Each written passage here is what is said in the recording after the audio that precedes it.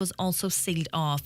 Access to Sleeve League remains restricted. Garda say as it is an ongoing operation, no further information is available. A new ambulance base is to be established in Buncrana. Plans were announced last year for a new station to be built on the site of the old healthcare centre in the town.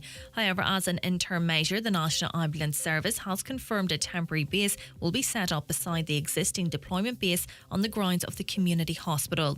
It's expected to be operational by September, with additional staff to be put in place to facilitate a 24-hour service. Agriculture Minister Charlie McConlogue says the move will provide much needed resources for Inishowen. Obviously, Inishowen, like Donegal on a wider scale, is challenged by the virtue of the fact that we are surrounded by water. And that means that it's really important that you have sufficient ambulance resources in the peninsula, because you don't have the same capacity to be able to draw from neighbouring areas. There's been challenges, ones that we have brought to the attention of the National Ambulance Service, thankfully ones that we're seeing the National Ambulance Service respond to. And this is the latest but very, very significant development, something that we've been working for a long time. RTE staff will stage a lunchtime protest on its campus this afternoon. It's the latest twist in the Ryan Tubridy saga after the Director General D. Forbes stepped down over undeclared payments made to the presenter between 2017 and 2022. The RTE board says it will release a detailed statement in relation to Mr. Tubridy's pay since 2020 later today. Chair of the RTE National Union of Journalists sub-branch, Trevor Keegan, says there has been a lot of upset among staff since the news broke. Some managers have stepped outside of their remit and they have damaged this company, but yes, some of them will now sail off into the sunset, but the damage will be left for us mere mortals to pick up and try and repair, basically, because we love this company and RT does a lot wrong, but it does a hell of a lot right. I think that will continue. For weather now, a cloudy, muggy day with rain, drizzle and mist. A few sunny spells will develop this evening, with highest temperatures today of 17 to 20 degrees. That's all from Highland Radio News for now. We'll be back with news again at 10 o'clock. Until then, good morning. The bold way to start your day. Highland Radio.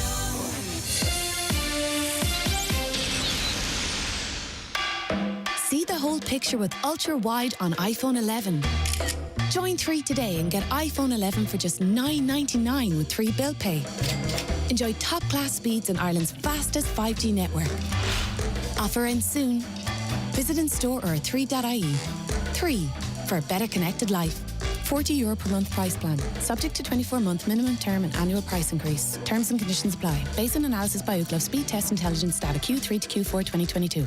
The county's #1 talk show, The 9 till Noon Show on Highland Radio. And now, it's time for the talk of the Northwest, The 9 to Noon Show with Greg Hughes on Highland Radio. Hello and a very good morning to you. It is just approaching 4 minutes past 9 on this Tuesday. It's the 27th of June 2023. You're welcome along to another edition of the show. It's another packed one, of course. Coming up just after 10 with Community Garda information, where you hear for the first time the latest appeals and information from An Garda Síochána, so tune in for that. And that and so much more besides. We want you involved in the conversation throughout the morning. 086 60 25,000. That's the WhatsApp and text number. 086 60 25,000. Give us a call too on 074 91 25,000. Is there something that you want to hear a feature about? You know, we've got our Monday Focus where we can jump on a topic that you might find interest. Wellness Wednesday, whereby maybe there's some area of physical or mental well-being that you'd like us to focus on. Talking history with Dr. Joe. Is there a particular topic that you'd like us to focus on? It's interactive, you know, so make sure you keep your suggestions and what have you coming into us. Okay, let's have a look at the newspapers, and we'll start with the Donegal Democrat. Father Paddy Dunn received a huge welcome in Ballyshannon at the weekend after his transfer from Kilmacrennan to the Kilbarron parish. Father Dunn from Letterkenny replaces Father Cahill in Ballyshannon, speaking at 11 a.m. Mass in Kilbarron Church on Sunday morning. The new parish priest recounted how he got the call from the bishop for his new role. Bishop McGuckian rang me and asked me to go to Ballyshannon, and I want to thank the people for the welcome I've got, he said. I also want to thank the people of Kilmacrennan, and I see a few of them here this morning. I spent a wonderful 13 years there. Okay, that's quite interesting. So we had a few parishioners from Kilmacrennan travelled down to Ballyshannon for Father Dunn's first Mass. On to the Derry Journal now this morning, and 2 burials at civic cemeteries resulted in people being interred in the wrong plots and compensation of €30,000 having to be paid, that's £30,000, having to be paid by Derry City and Strabane District Council, it's emerged. The local authorities released details of the incorrect interments in response to a Freedom of Information request. Asked how many instances had been identified whereby a wrong interment has taken place within a burial plot where another individual has purchased the exclusive rights of burial, the council confirmed that 2 instances had been identified since 2015. Let me see now. That story, the RTE story, continues to dominate the front and insides of the papers. So we're having to dig in and around a little bit to find different stories, but we can't ignore it either. The Irish Independent, government clamped down on spending at RTE after the Tubridy pay scandal. RTE will have to clearly break down how public and commercial money is spent in the wake of the Ryan Tubridy payment scandal. The government is moving to rein in the independence of RTE bosses and get unprecedented oversight of its finances and management. The RTE board will be given more power to watch the management, and how public money is accounted for will change. The move comes as a string of RTE stars distance themselves from the undeclared payments of €345,000 to Mr. Tubridy by stating their exact pay. And I'll cover that in the next paper, because it's kind of again, it's kind of a little bit of a bizarre one in that they're talking about massive amounts of money and declaring it as if it's something righteous to do. But, you know, sort of announcing that you're getting paid hundreds of thousands of euro for 4 hours work a week is, I don't know, there's something a little bit right. Okay, I appreciate your honesty, but bloody hell, it's rich. But anyway, the Irish Times tells us that RTE presenter Claire Byrne, Joe Duffy and Miriam O'Callaghan have publicly disclosed their respective remuneration packages in response to controversy surrounding hidden payments made by former Late Late Show boss Ryan Tubridy. The disclosures came after RTE revealed last week, as I mentioned, that top earner presenter Ryan Tubridy received €340,000 more than it had publicly disclosed. Duffy, where are we here? Joe Duffy, while presenting his Live Line show programme on Monday, revealed he's paid €351,000 annually by the broadcaster. Claire Byrne said she received $280,000 a year. She said on her Today Show with Claire Byrne that she is also paid a separate fee of €25,000 for presenting the TV quiz show Ireland's Smartest. So that is, they come out and said that that's the money that they are on. Others did too. Can't find it in that article just as I flick through it. But anyway, listen, parking that for now.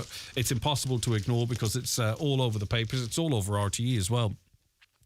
But elsewhere in the Irish Times, remaining outside NATO is beneficial to Ireland on the world stage and helped the country to win a seat on the United Nations Security Council, Taoiseach Leo Varadkar has said. Speaking at the Consultative Forum on International Security in Dublin Castle yesterday, Mr Varadkar said it is debatable whether or not being in NATO makes Ireland more or less vulnerable to an attack, but that it does help in some ways. He said it certainly helps in Ireland's relationship with the global south, many of whom are suspicious of NATO because of its leading members were colonial powers. It's difficult to know whether Ireland would have won a place on the UN Security Council in 2021 if it was a NATO member, the Taoiseach said. And then he went on to say that there's going to be no referendum on the issue because he says that there is and has never been any plan for Ireland to join NATO. Do you trust that commitment? Because, of course, it is a conversation that's come into sharp focus as of late. 08660 25,000. On to the Irish Daily Mail this morning, and Taoiseach Leo Varadkar has said there is no official government position on how many genders there are. The Fine Gael leader made the announcement during a debate about the definition of gender as part of wider discussions on the hate speech bill that was passed through the Dáil. The bill will update the law relating to the ban on incitement to violence or hatred against a person for certain characteristics, including gender, race or ethnicity. In the bill, gender is defined as including transgender and a gender other than those those of male and female. Senator and former Attorney General Michael McDowell has raised concerns directly with Minister for Justice Helen McEntee, what he called a lack of clarity on the proposed law when it comes to gender. And it'd be no harm really to try and get some wording down on that, because there's some interesting cases happening in Britain at the moment where inspectors are being sent into schools because of people purporting to be something or other, and I'm not saying that with any I'm not saying that in any way negatively. It's just I can't quite remember, and I don't want to misquote that story. The Criminal Justice Bill 2022, as it is formally called, although I didn't read all of its title, is currently being debated in the Seanad. The Taoiseach was asked yesterday whether the government has an official position on how many genders there are. He said there isn't an official position on that, but I'm sure that will all be debated over the course of the debate in the Seanad. Fine Gael Senator Regina Doherty said last year there are probably around 9 genders when she was addressing the Scottish Parliament Equalities Committee about gender recognition laws in Ireland. Now, 9, I would struggle to get past 4 or 5, I think. But anyway, that's what they're saying. Let us go now to the Irish Daily Star. And the father of 3 children killed by their mother has called for the scope of the inquest into their deaths to be widened to avoid a repeat of the tragedy. As we know, the children, Connor 9, Dara 7 and Carla 3, were killed at their family home at Parsons Court, Newcastle, County Dublin on January 24th, 2020. A previous sitting of Dublin District Coroner's Court in September 2020 heard the 3 young siblings had died from suffocation. Deirdre Morley, a nurse, was found not guilty of their murder by reason of insanity after a Central Criminal Court trial in May 2021. Now, lawyers for the children's father, Andrew McGinley, of course, who has strong Donegal connections, said his wife, Miss Morley, had suffered from mental illness and was under the care of the HSE prior to the desperately sad event. Dublin District Coroner's Court yesterday heard Mr. McGinley wanted the inquest to examine the diagnosis and treatment of his wife's mental illness before the tragedy, his counsel said. The father of the children believed there was a link between the medical treatment received by his wife and the children's death. On now to the Irish Daily Mirror. And this kind of slipped a little under the radar, and I think it's one that is followed quite closely up here and will be of quite a bit of interest in here. So I'll go through this, and I'd be interested in your views on this as everything, by the way. But anyway, electric bikes, so your push bikes that have motors in them, and your scooters. E-bikes, which can go over 25 kilometres per hour and don't need to be pedalled, will soon have to be taxed and insured. But the caveat here is 25 kilometres per hour. I think that's really quite fast, you know. The change is among a number of new road traffic regulations signed into law by President Higgins. E-scooters will also be legalised as a new class of vehicle. Personal powered transporters, as long as they have a max speed of 25 kilometres and weigh less than 25 kilograms. They will remain illegal on public roads, but wait for this. This is actually what's being made law, and this is the bit I think you might find interesting. If these scooters can go 24 kilometres per hour, do you know what I mean? Providing they're under 25 kilometres per hour, they can be legally driven on footpaths. This when the EU passes the change, which could take until autumn. So you will have a situation whereby it will be perfectly legal on your towns and villages, wherever you are, for people to go up and down footpaths at 25 kilometres per hour. And log that, because I know when it starts, and you know, the law's not in effect yet, but it will start, it's already happening, but I think we'll start seeing more and more of it now. You could have a situation whereby you could have numerous scooters going up and down main streets, footpaths at 24, 25 kilometres per hour. Now, if there's a lot of them, where does the pedestrian fit into that situation? What do you think about that? Now, maybe I'm missing the mark here, but I think 25 kilometres per hour on a scooter on a footpath is really, really quite quick and potentially incredibly dangerous. I'd be really interested in your views on that. Or maybe that is the future. And I am missing the mark. As I say, they will remain illegal on public roads but can be driven on footways. On Board Pleanála will get new powers to approve schemes that contravene development plans and the NTA to acquire land for public transport infrastructure to support schemes like Bus Connects. Transport Minister Eamon Ryan said it will make our roads safer for all road users and give legal certainty to those who are choosing to get around on new forms of mobility. So I suppose in a way, for if you're a scooter user or a electric bike user, and I wouldn't really like to go much over 25 kilometres per hour on one of them, you will not need any tax, any insurance. But if they go over 25 kilometres per hour, you will require tax and insurance. Now, as I say, footways, I presume that includes footpaths. Again, as always with these things, a little bit of clarity is lacking. But what do you think? As I say, get involved in the conversation. And we finish with a very sad story. Tributes have been paid to a hero mum who drowned, saving her son from the sea. Brave Joanna Wisniewska, 34, dived into the sea and managed to rescue the boy who got into difficulties while swimming at a beach in East Cork.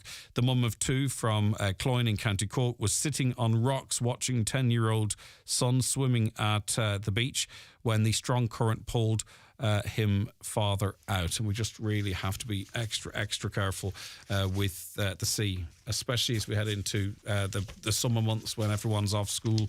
It really can be incredibly dangerous. And educate and learn yourself about riptides and what way the wind's blowing and all that kind of stuff. It could be invaluable life-saving information. Right, okay, we'll be back with our first guest discussing whether or not cannabis should be legalised for personal use. We want you involved in that chat as well. The newspapers are courtesy of Kelly Centra Mountaintop Letterkenny, the 2022 C-Store National Off-Licence of the Year. The 9 till noon show with the Lennon Festival Ramelton from the 6th to the 10th of July. Save the date and gather your friends for an incredible lineup featuring Sharon Shannon, ABBA Sensations and Jimmy Buckley. Looking for the best place in the Northwest to get a bed or mattress? Restex Beds and Mountaintop Letterkenny has a great selection and great prices. Restex Beds has everything you need for a good night's sleep.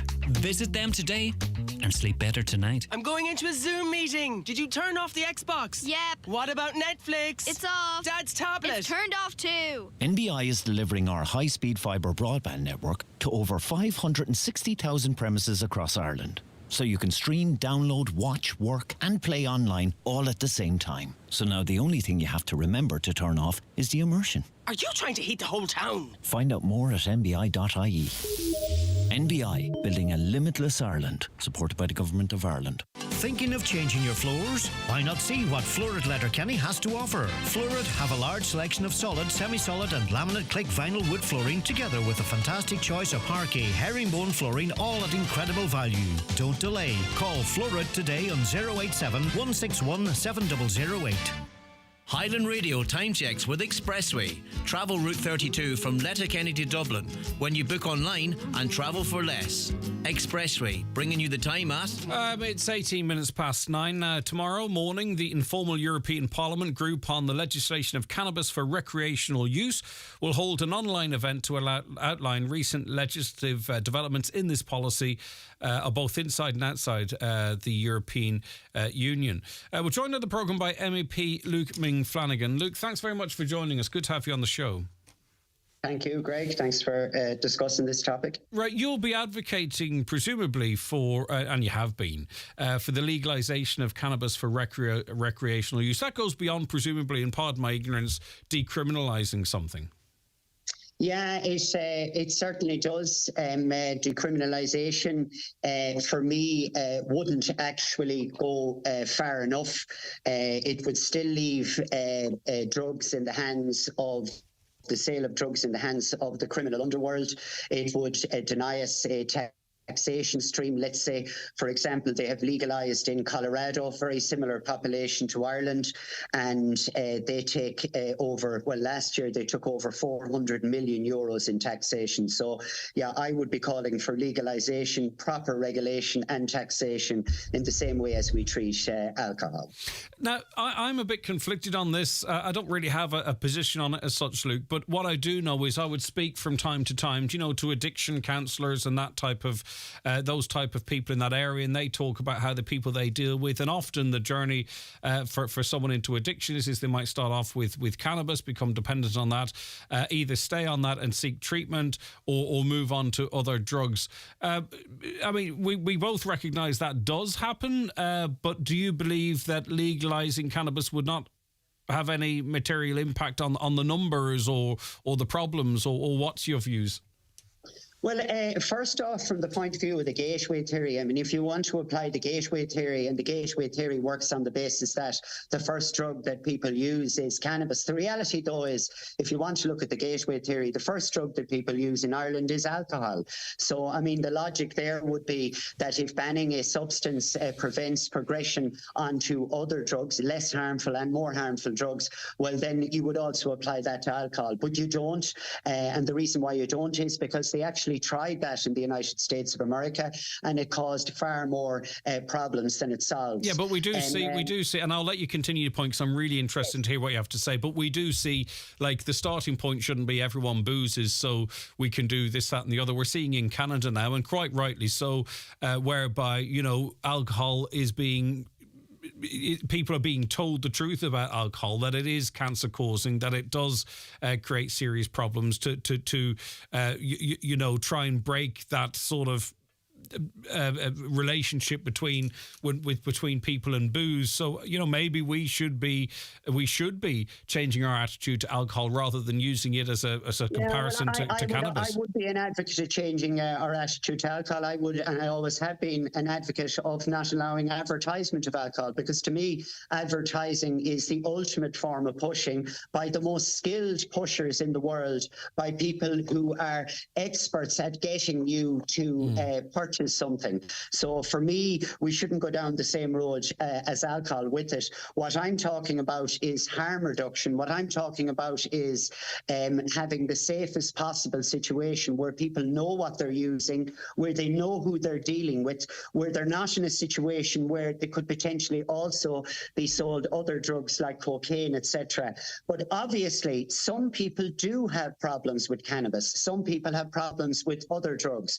But for me, the worst possible environment to help these people is under the current environment, where if you do have a problem, if you go for help, you are potentially left open to getting a criminal record.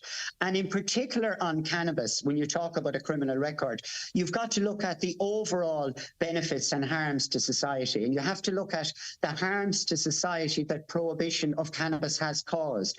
In Ireland, and the Department of Justice or the Department of Health can't give you solid figures on it, but definitely over 100,000 people in Ireland currently have a criminal record for possession of cannabis.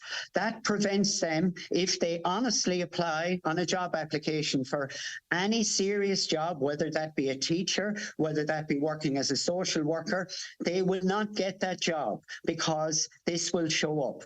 It also prevents people from travelling. It also prevents people who are in situations where they're looking for rights to see their children where they can't see them. So it's has a very, very significantly negative impact on people's lives. But I mean, that's how the law. That's the positives that prohibition has. Yeah, and that's how the law is designed, isn't it? It is to something that's illegal. If you do it, there is consequences. But I take your point that you believe that they are too severe and too impactful. So in the last couple of minutes, because I know you've got other appointments, what would you like to see? Like, what in Ireland, if you could wave a magic wand, where would cannabis be available? From what age could you get it? How would the price or strength or revenue be determined? Like, what would you see as the perfect situation in Ireland, for an example?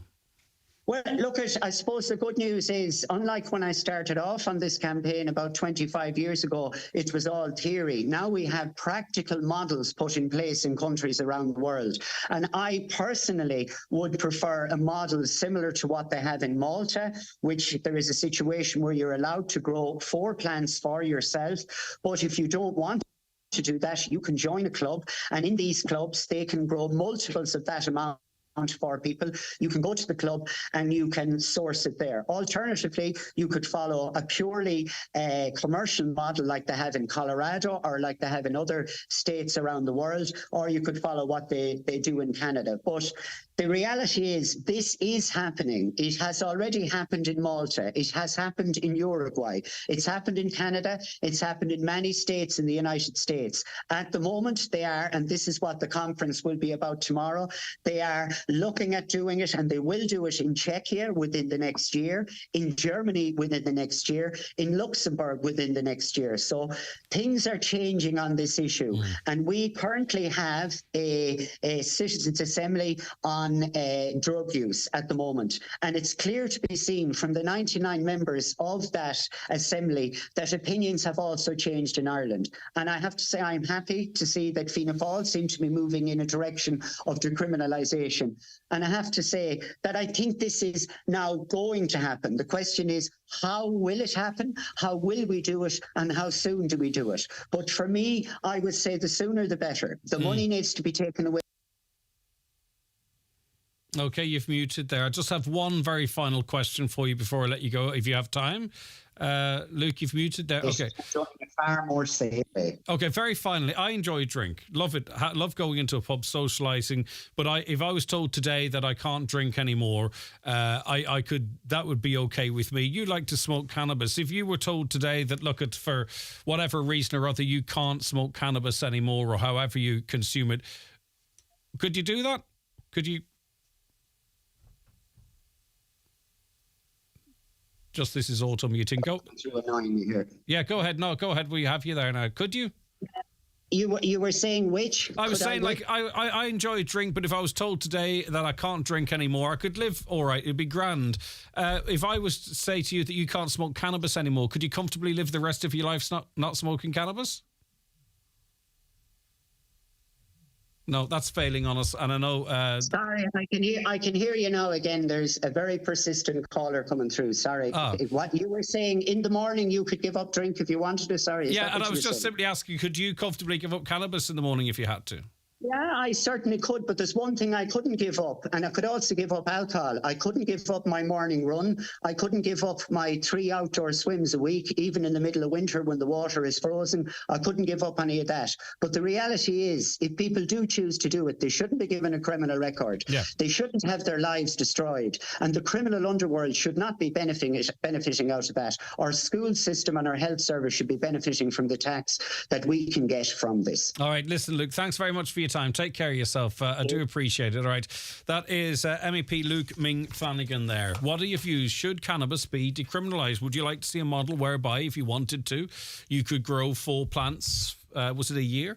And if you didn't want to become a horticulturalist, you could join a club and have access to it that way. Luke, for a long time, Luke Ming Flanagan has, I don't know, do you call him Luke or Ming? Anyway, Luke has advocated for the legalisation of it. Good morning, Greg. Do some research and you would find out that cannabis has been proven not to be a gateway drug, so please stop it and do some research. Listen, it's not my opinion. What I said to Luke quite clearly, firstly, I said, I don't know. I don't know the ins and outs of it. But secondly, what I said is that I am conflicted. I can't quote myself directly. I'm conflicted because I have people who work with addiction and in counselling that sit across me at this table, experts in that area, and they state that. Okay, so that's what I was quoting, and I made it quite clear that I wasn't saying that it was a gateway drug, that I said I was conflicted because people who I would trust who work in that area suggest it is. Okay, so just to be clear on that. Good morning, Greg. Cannabis should be legal, never any trouble with what it does people. Unlike drink, what's wrong is the people who haven't a clue about it or have never tried it are the people with the loudest voices. We all know it's banned because you can grow it yourself. Not many people growing tobacco in Ireland. Okay, our next guest coming up very shortly.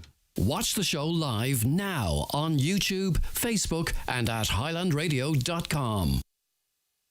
The 9 till noon show with the Lennon Festival Remelton from the 6th to the 10th of July, bringing you the super talented Sharon Shannon on Friday the 7th. See Lennon Festival Remelton on Facebook for ticket information. Mr. Blue Sky, please tell us why. The Euro Millions jackpot is an estimated 25 million euro. Play responsibly in-store, in-app or at lottery.ie. The National Lottery. It could be you. Most people say that Donegal is the coolest place on the planet, but up here we know that sometimes it can be the coldest. Charles Brunner & Sons Ballybuffet is the one-stop shop for all your heating needs. We have a huge range of multi-fuel and wood pellet stoves and ranges, spare parts for all major stove and range brands, plumbing and bathroom ware, all at exceptional prices. So visit our showrooms where our friendly and experienced team will be ready to help you. Charles Brunner & Sons Ballybuffet and the stovestore.ie, where you can always do a good deal better. Milford Tiles, wood flooring and bathware. Milford Retail Park. New wood flooring just arrived. 8mm AC laminate, $9.99 a square yard. 10mm, $12.50 a square yard. 12mm, $14.99 a square yard. Beautiful 8mm AC4 gloss laminate, $16.99 a square yard. All in stock, fitters available. Milford Tiles, wood flooring and bathware. 083 091 0707. It's time to get your play underway. Switch to Virgin Media Superfast 500 meg broadband for just €39 a month and get a free €100 one-for-all voucher. Grab this unmissable online exclusive at virginmedia.ie. Virgin Media. It's playtime. Offer ends 29th of June 2023. Terms and conditions apply. See virginmedia.ie. All right, okay. Big news that there will now be a temporary ambulance base to start and finish in Buncrana, the second biggest town in Buncrana. It was confirmed today that that confirmation has been received from the National Ambulance Service that they plan to locate a new physical base in Buncrana from can't string two words together, from September of this year. Right, Councillor Rena Donaghy joins us on the programme now. The significance of this news, Rena, and good morning to you. Good morning, Greg. Yeah, this is really great news for Buncrana and Inishowen, and it will build on the day ambulance service that we have in Buncrana at the minute. Now, currently the Buncrana ambulance operates from 10 a.m. to 10 p.m. and it starts and finishes in Carndonagh, and then they're dynamically deployed then from Carndonagh to Buncrana. So over a year ago, Minister McConnell and myself proposed to the National Ambulance Service and to Minister Stephen Donnelly that the old doctor's surgery, which is owned by the HSE, would be an ideal site for the ambulance base. And now that we have the new state-of-the-art primary care centre, which the doctors have moved into from the old surgery, that is now vacant. So the project is currently at feasibility study, state offices. But interim permission to use that is now granted. So at the minute, currently the ambulance is located on the grounds of the community centre here in Buncrana, better known as the nursing unit. And this will now allow the National Ambulance Service to start and finish their cruise in Buncrana instead of Carndonagh. Mm-hmm. Now, I mean, So obviously Buncrana- you can have the ambulances and you can have the location, be it temporary or permanent, but the key issue here is staff as well, and there are some positive developments in that regard. Yeah, that's right. In addition, the National Ambulance Service plans to further extend the operation hours of the Buncrana base to include a night shift. That will mean a 24-hour 7 operational cover for Buncrana. So they're currently engaged in planning and discussions with staff representatives on working towards having the base operational, and that's from September of this year. It was meant to be next year, but now we've got that brought back to September of 2023. So this is tremendous news for the people of Buncrana and the surrounds. And I want to thank Minister McConnell and the HSE for working with us to bring this to such a great conclusion, because as you know, Greg, Buncrana is a very large town. It's the second biggest town in the whole of Inishowen. It's the third largest town in the whole northwest region of the country. So the peninsula is the biggest in Ireland, and it's bigger than a number of counties. Our population here in Buncrana, if you include the environs, is over 8,000 people. So, and we have 3 nursing units here, and that accounts for 120 infirm people before you deal with anything else. So I think Buncrana more than deserves what we are getting in September. And it's significant. It's really, really great news for the whole of the peninsula. All right, thanks for your time this morning, Councillor Rena Donaghy there. 086 60 25,000. Many of you have commented on that on the past. Do you welcome that news? Does it go far enough for you? Right, some more comments coming in here. E-scooters on footpaths. It is illegal for a pedal bike to be cycled on a footpath, as it is a motorised bike. Footpaths are for people travelling by foot. If they are considering allowing e-scooters on footpaths, they are opening a can of worms for bikes as well. What are they doing to protect pedestrians here? Most often the footpaths are not wide enough for what they are proposing. Now, I'll double check the wording of it. It says, because I don't want to mislead anyone either, but that was my reading of it. Where's the paper now? Footways is footpaths, isn't it? Help me out here. You know, I'm not an expert on these things, but I'd like it says footway. Footway, so maybe it's not the same as a footpath. A caller says speed vans on footpaths, whatever next. Speed ramps. Will we have speed ramps and footpaths? Greg is getting too much airtime. For God's sakes, how much suffering does Luke Flanagan want to inflict on our young people? That comes in from Councillor Michael McClafferty. Might have a chat with him a little later on to see as to why he disagrees so strongly. Right, okay. We asked a question on behalf of a listener, and the question was, hi Greg, did you ever get to find out why the motor tax office is only open Tuesday and Thursday, Lifford Motor Tax Office, and they only open about 5 hours a day at that? Right, so this has come up time and time again, and I committed to you to get an official response, so that's what we endeavoured to do. And we got this response for the council, or from the council. The motor tax offices are open on Tuesdays and Thursdays weekly between 9:15 and 12:15 p.m, that's 3 hours, and 1:15 to 3 p.m, which is an hour and 3/4. They say the opening hours reflect the move to the online motor tax service, which almost 80% of motor tax renewal customers are choosing to use.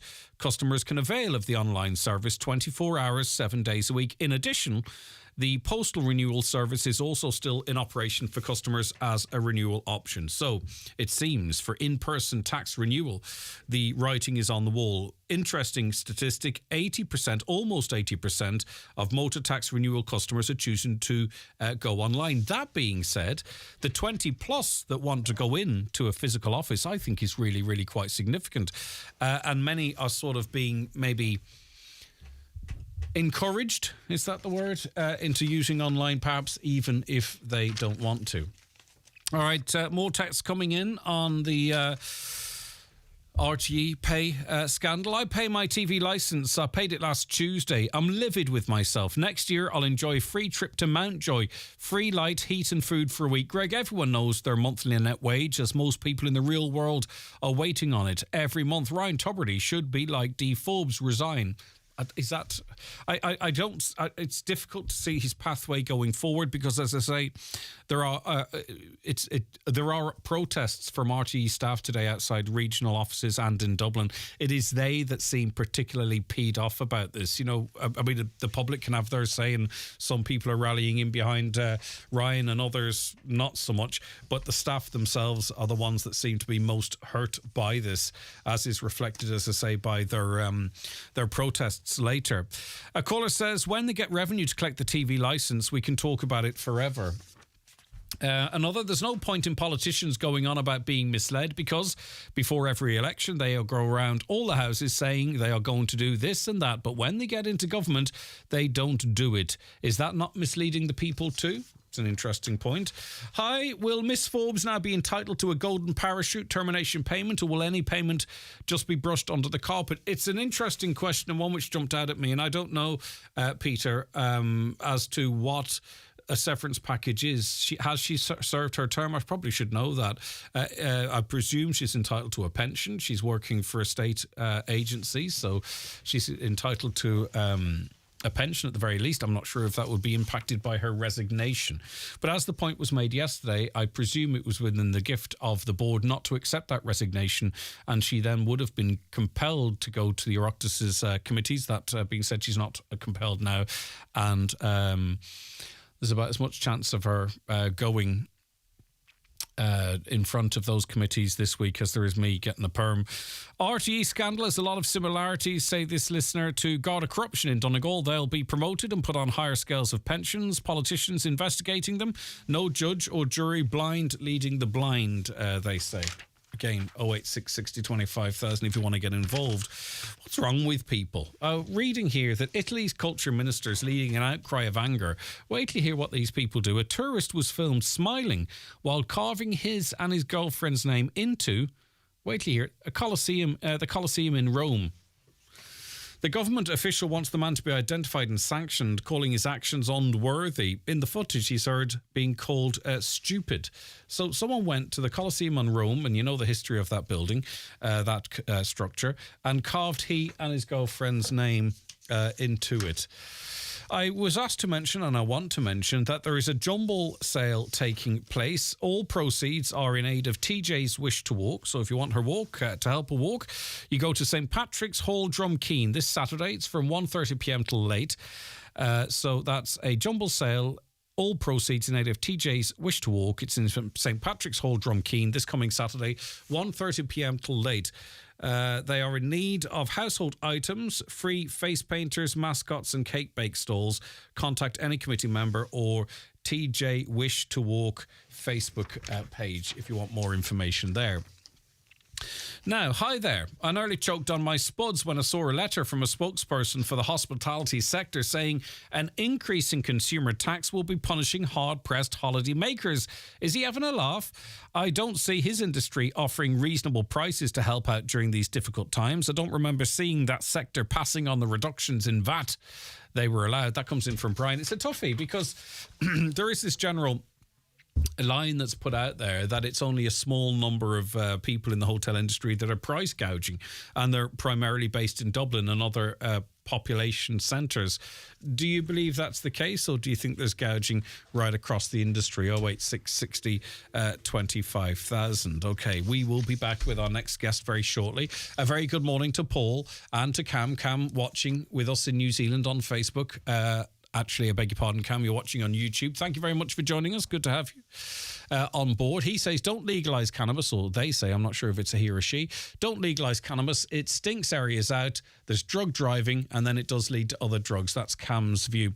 If you want to watch the show, get onto our YouTube channel, Highland Radio Ireland, and you can watch on your phone, tablet, laptop, big screen, smart TV, or your Fire Stick. We're across Facebook as well, and primarily here we broadcast across the airwaves of the Northwest. We'll be doing that with our next guest after these. The 9 till noon show with the Lennon Festival Ramelton from the 6th to the 10th of July. Experience the incredible ABBA sensations on Saturday the 8th. For ticket information, see Lennon Festival Ramelton on Facebook. Harkins have been providing customers with quality fireplaces, stoves and electric fires for over 30 years. And now you can experience the elegance of luxurious worktop from Harkins. Their experienced craftsmen can fabricate marble, quartz or granite worktops to your specification. So, if you're planning a new kitchen or bathroom or upgrading your existing one, Harkin Fireplaces can provide a quote for your quartz, marble or granite worktop. Visit their showroom in Ballybogan, Lifford, or call 9141109 or visit them online at harkinfireplaces.ie. Summer is here, and that's why Super Value is making sure it's the summer of savings. Enjoy great offers like pick up 2 Super Value Signature Taste Large Pizzas, 1 Super Value Garlic Baguette 2-pack, and 1 Super Value Coleslaw, all for €8. And money off vouchers every week on the app. For a summer of savings, it's got to be Super Value. Enhance your skills with SafeTech's part-funded training programs. At SafeTech, we provide courses including first aid, roadworks, people moving and handling, confined spaces, electrofusion and machinery training for Ireland and UK sites. Also online programs such as water hygiene, construction supervisors, safety reps and much more. If you have a group for training, SafeTech will go to you. Contact SafeTech today at safetech.ie and take the first step towards upskilling and safety compliance. Okay, you're very welcome back to the 9 till noon show. We're joined on the programme now by Natalie Barry, Animal Care Manager with Seal Rescue Ireland. Good morning to you, and thanks so much for joining us, Natalie. Oh, thank you so much for having me. Good morning to you. Happy to be here. Yeah, great stuff. What's the role of Sea Rescue Ireland? They cover the whole country, I presume. What kind of work are you engaged in? What type of activities? So the main activity really is just the rescue and rehabilitation of sick, injured and orphaned seal pups. So that's kind of our main goal. And as you mentioned, we are the only seal rescue centre in the Republic of Ireland. So we do cover all of the Republic's coastline, ranging from all the way up in Donegal down to Kerry, Cork, everywhere. So we'll transport sick, injured pups. They might be orphaned or ill or emaciated. We'll transport them into our hospital here. We're based in Courtown in Wexford. And then we'll rehabilitate them back to full health and we release them back to the wild. So all of our pups go back to the wild. We don't keep any of them on site here. So our main goal is to get them back to where they belong. Yeah, and was it around about 150 seals rescued last year? Exactly. In the last 12 months, it was 148 was our last final count. So quite a lot, and we tend to be getting more and more every year. Our numbers are going up and up and up. So it's kind of an indication. Maybe the people just know about us, so they know to contact us. But unfortunately as well, it is an indication of their environment degrading. So they more need our help more than previous years, unfortunately. What are the greatest threats then to seals? What could be changing that is a threat to them? Yeah, so the biggest one we find is just climate change. I know we're all sick of hearing about it, but because of climate change, we're getting more frequent and more severe stormy weather, like we've all seen it ourselves, especially in the last couple of weeks. And because of these storms, quite often the pups can get separated from the mums. They can also be thrown up against rocks and get injured, so we can get broken flippers, broken toes, broken everything. And just they can get quite exhausted in the water, so they are mammals and they can drown. So if they're swimming and there's really, really rough seas and they can't find a space to haul out onto, they can actually just be exhausted and drown as well. So climate change being the big one. And the second big one after that is just human disturbance. We see a lot. So people, oftentimes with good intentions, they don't realise, but they can kind of harass the pups, trying to help and end up scaring mum away, or just stressing the mums out as well. So sometimes if the mums are a little bit too stressed and they're spooked by people or dogs, they will unfortunately just abandon the pups. So that happens too. And even the adults getting disturbed, usually when they're up on land, they're there for a reason. They need to rest and recuperate before they can go back into the water hunting. So if they're disturbed a little bit early, they're losing all that vital energy and they're not saving that energy for hunting. So that's kind of the two big problems we see. You know, outside of humans, you could also probably make an argument. Do they have any natural predators?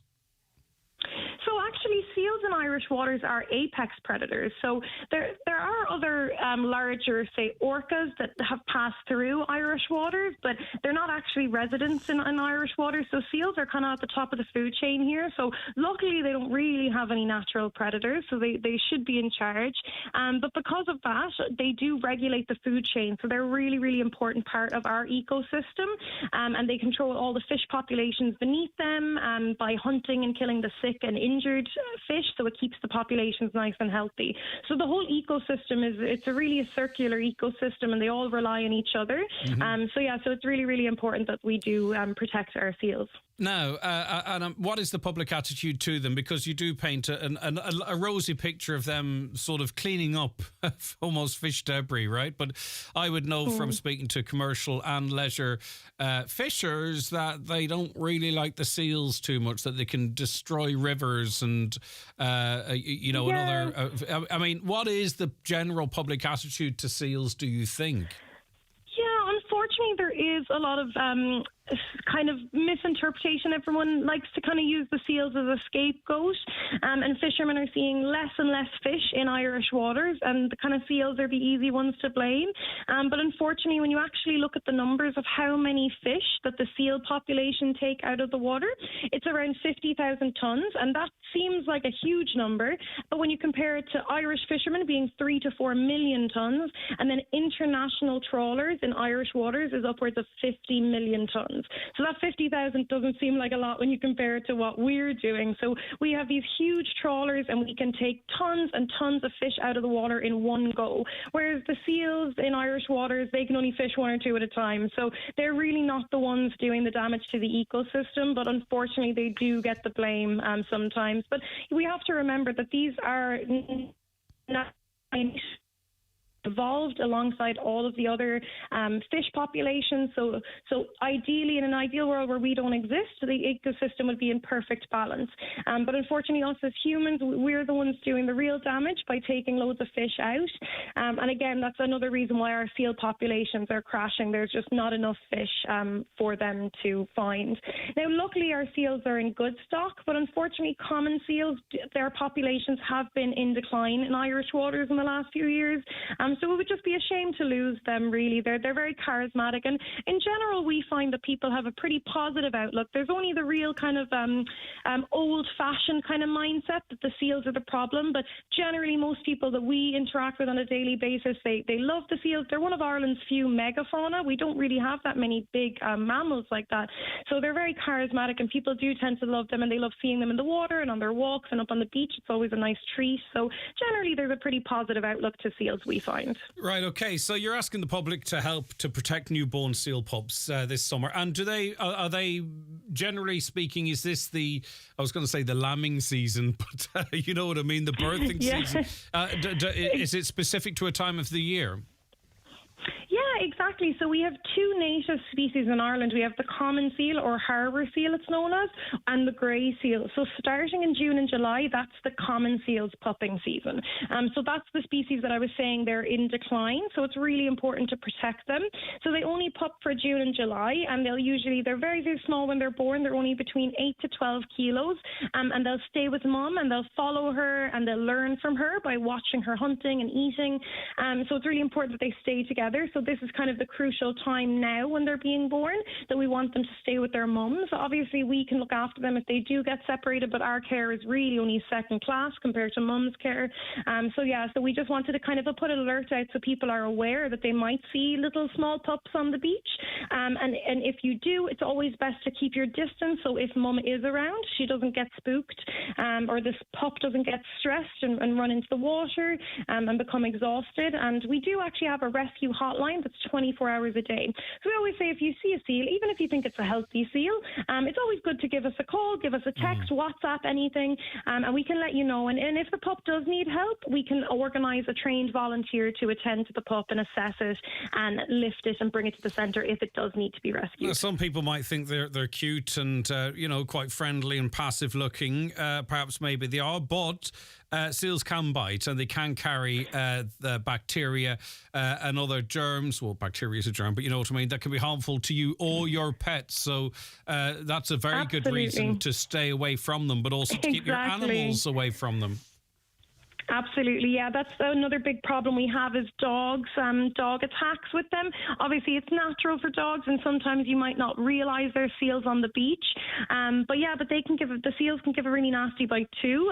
They are carnivores, and they have these big sharp canines, and they have a really nasty bacteria in their mouth that can cause an infection called seal finger. So fishermen used to get it way back when, and it could even cause like a limb to fall, like a finger or a hand, or even to like rot and fall off. So if anybody does get bitten, they need to go on antibiotics straight away. So we at the centre, if it does ever happen, it's rare, but if it happens, we do need to go on antibiotics, and it'd be the same for a dog as well. They would need antibiotics. So it's really important, for the safety of the dogs and the seals, just to keep them separate and away from each other. All right, can you tell us anything interesting about seals that we might not know? Well, seals are really cool. I think everything about them is interesting, but maybe that's just me. So the seals we have in Irish waters are called true seals. So the difference between them and, say, sea lions and fur seals is the way they move. So they can't actually walk. Like, the way sea lions will almost walk on their front flippers. True seals, like the seals we have, can't do that. So they kind of hump along the ground. You'll see them like bouncing on their bellies, and we call that galumphing. And I think it's really funny because it looks exactly how it sounds. They're like galumphing around quite awkwardly on land. It kind of looks like me trying to get into the sea, but anyway. All right. 087 195 5393 is the 24-hour rescue helpline. Natalie, it's been lovely chatting to you. Thanks for your time. I love the passion that you have for these Thank you so much for having me. Creatures. All right, take care. Bye-bye. Natalie Barry, Animal Care Manager with Seal Rescue Ireland. Okay, Karen's with us. Hi, Karen.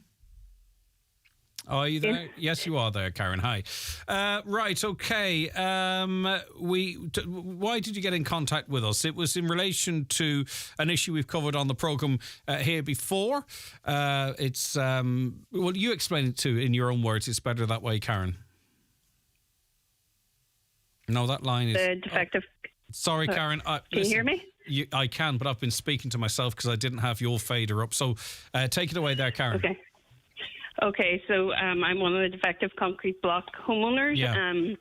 We have been waiting on confirmation from, or even an update from the council since September. I know there are hundreds of others waiting on updates for over 2 years, and they haven't been able to get in contact with anybody. When you contact the office, they give you out a generic email that it might take 6 weeks to get back to you. Our engineer couldn't get in contact with the engineering team, and then eventually, when we did think that there was some sort of movement, it all went dead quiet again. So we're waiting 10 months. Other people are waiting up to 2 years. And the council made a commitment when they got through to the pyrite issue with the housing department that they would process all the applications that they have before we move on to the enhanced scheme. That hasn't happened. I've heard, I'm not sure if this is accurate or not, that about 400 applicants got emails through on Thursday, which was really generic, saying, "Dear applicant, insert the name," and then a very generic email out to people that are really suffering with their mental health, have no idea how they're going to fix their homes, have no idea how to plan. And it said that they had engaged with your engineer, they had engaged with the team, and that just hasn't happened. So now we're sitting in a situation where we have to wait until the enhanced scheme is brought into law. Still hasn't happened. The regulations still aren't there. It's supposed to be happening this week. But what has happened now is we've all paid out this money, 6,000 to 7,000. Yes, some of us have got it back, 90% of it back. But we have wasted that whole time without our council supporting us to process our applications, to then hand it over to the housing agency, and we're back to square one. We have no idea when we're going to get an update on it. So I would just like to know from the council what supports are in place. Are they aware of the complete turmoil people are in to send out really generic, bland emails for a real life acting issue? And I know we've covered it many times before, but I'm really concerned about the people that were waiting on that information, and then it's just so impersonal. There's no plan for what's happening. It doesn't take into account, does it, the devastation? It doesn't take into account the devastation someone might get opening that letter, thinking that maybe something is happening and it's a square one situation. What? I mean, do you think they need to change how they're communicating? Obviously, there is the solution to this is that everything is fast-tracked and there's clarity and we know what's going on. But, I mean, do they need to look at how they're communicating with people, in your view, Karen? Yes, absolutely. I mean, there is no communication with the council. You ask anybody that tries to get in contact with them, they only take calls on certain times. If the email comes through, nothing comes back. We get updates from the council via Mike Action Group, which is not their responsibility to give. The updates should be out to all applicants.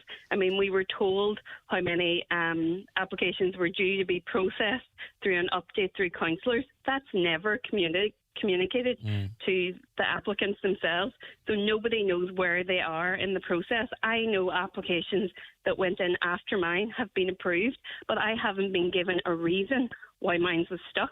I was never asked for any further information, so there's no rhyme or reason to what's going on, and there hasn't been a fair response from the council at all. Okay, Karen, listen, we're going to make inquiries ourselves as well to try and get some clarity on the situation. I'm sorry you're going through this. It's so bloody distressing, and you shouldn't have to, Karen, you and the thousands of others. Thanks for helping us highlight that again. Thank you very much. We can keep going back to it as often as people want us to. It's such an important issue.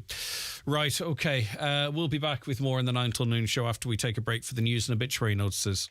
The 9 till noon show with the Lennon Festival Ramelton from the 6th to the 10th of July, featuring the talented Jimmy Buckley live on Sunday the 9th. Tickets are just €10 and pay at the gate. For the biggest names in perfume and aftershaves, visit McGee's Chemist Letterkenny.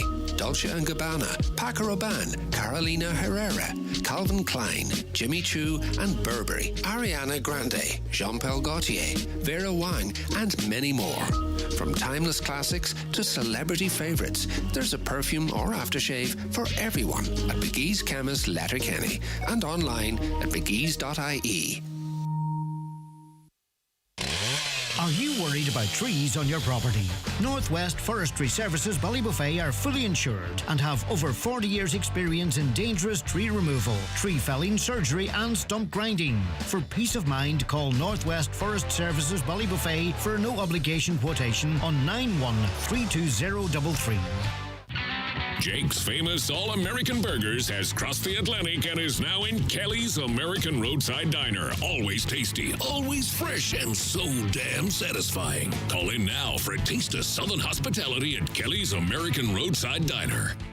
Donegal Town Hardware are having their Customer Appreciation Day this Saturday with incredible in-store offers. Kids face painting, ice cream van, tea and coffee, and the chance to win a Palermo corner sofa set with storage and fire pit worth over €1,300. Join us and the Dulux dog at the Donegal Town Hardware's 25th anniversary free family fun event this Saturday the 1st of July from 11 a.m. Live, on air, online and on the Highland Radio app. This is Highland Radio News. Good morning, it's 10 o'clock. Donal Kavanagh at the news desk.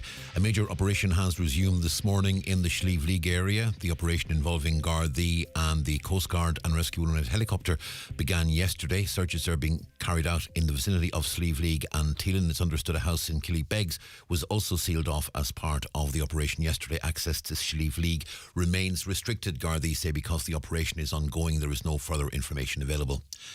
A new ambulance base is to be established in Buncrana. Plans were announced last year for a new station to be built on the site of the old healthcare centre in the town. As an interim measure, the National Ambulance Service has confirmed a temporary base is being established beside the existing deployment base on the grounds of the community hospital. It's expected to be operational by September, with additional staff being put in place to facilitate a 24-hour service. Agriculture Minister Charlie McConalogue says this is a much-needed move. On a wider scale is challenged by the virtue of the fact that we are surrounded by water, and that means that it's really important that you have sufficient ambulance resources in the peninsula, because you don't have the same capacity to be able to draw from neighbouring areas. There's been challenges, ones that we have brought to the attention of the National Ambulance Service, thankfully ones that we're seeing the National Ambulance Service respond to, and this is the latest but very, very significant development, something that we've been working for a long time. 3 estates not taken in charge in Carrigans are to benefit from almost €660,000 in funding. The money will see water services in Flaxmill Court, Foylview, Templeview and Rossnawill connected to the Ishke Erin network. The Cathaoirleach of Inishowen Municipal District, Councillor Paul Canning, says this will have wide-reaching benefits for the area. This amount will allow us to put the final piece on the jigsaw in relation to the treatment of the effluent and the protection of the River Foyle. But it'll also help us to form. We're trying to form a river walkway that is planned along the same route. So this walkway then will eventually feed into the greenway that will connect Carrigans to Derry. So all in all, it is a great news for the people of Carrigan. A Midlands North West MEP says legalising cannabis would take its sale out of the hands of the criminal underworld and create a safe and taxable supply stream. Independent Luke Ming-Flanagan told today's 9 till noon show he believes the experience in Colorado with a population similar to Ireland's has been very positive, and he wants to see that replicated here. On the issue of cannabis being a gateway drug, Mr Flanagan said the same argument could be made about alcohol, and this, he says, is why decriminalisation would not be enough. Decriminalisation, for me, wouldn't actually go far enough. It would still leave drugs in the hands of the sale of drugs in the hands of the criminal underworld. It would deny us a taxation stream. Let's say, for example, they have legalised in Colorado, very similar population to Ireland. Last year they took over €400 million in taxation. So yeah, I would be calling for legalisation, proper regulation and taxation in the same way as we treat alcohol. RTE staff will stage a lunchtime protest on the campus this afternoon. It's the latest twist in the Ryan Tubridy saga after the Director General Dee Forbes stepped down over undeclared payments made to the presenter between 2017 and 2022. The RTE board says it will release a detailed statement in relation to Mr Tubridy's pay since 2020 later today. The chair of the RTE National Union of Journalists sub-branch, Trevor Keegan, says there's been a lot of upset among staff since the news broke. Some managers have stepped outside of their remit and they have damaged this company, but yes, some of them will now sail off into the sunset, but the damage will be left for us mere mortals to pick up and try and repair, basically, because we love this company and RT does a lot wrong, but it does a hell of a lot right. I think that will continue. Ireland's passports are set to get a makeover. The public will soon have their say in the first redesign of the Irish passport in over 10 years through an online questionnaire. The new passports will come into circulation in 2025. Taoiseach Micheál Martin says he wants a better and more efficient passport service. We're consistently working to make it better.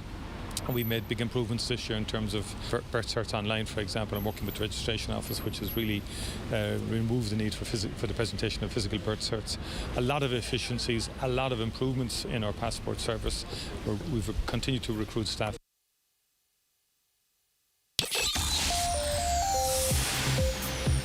Well, the forecast, Annette Erin tell us it'll be cloudy and muggy today with rain, drizzle and mist affecting many areas. Some sunny spells developing this evening. Top temperature 17 to 20 in moderate to fresh southwesterly winds. Rain will develop from the west and become widespread tonight in lowest overnight temperatures of 12 or 13. Tomorrow we'll see some sunny spells and showers in highest temperatures of 16 to 18.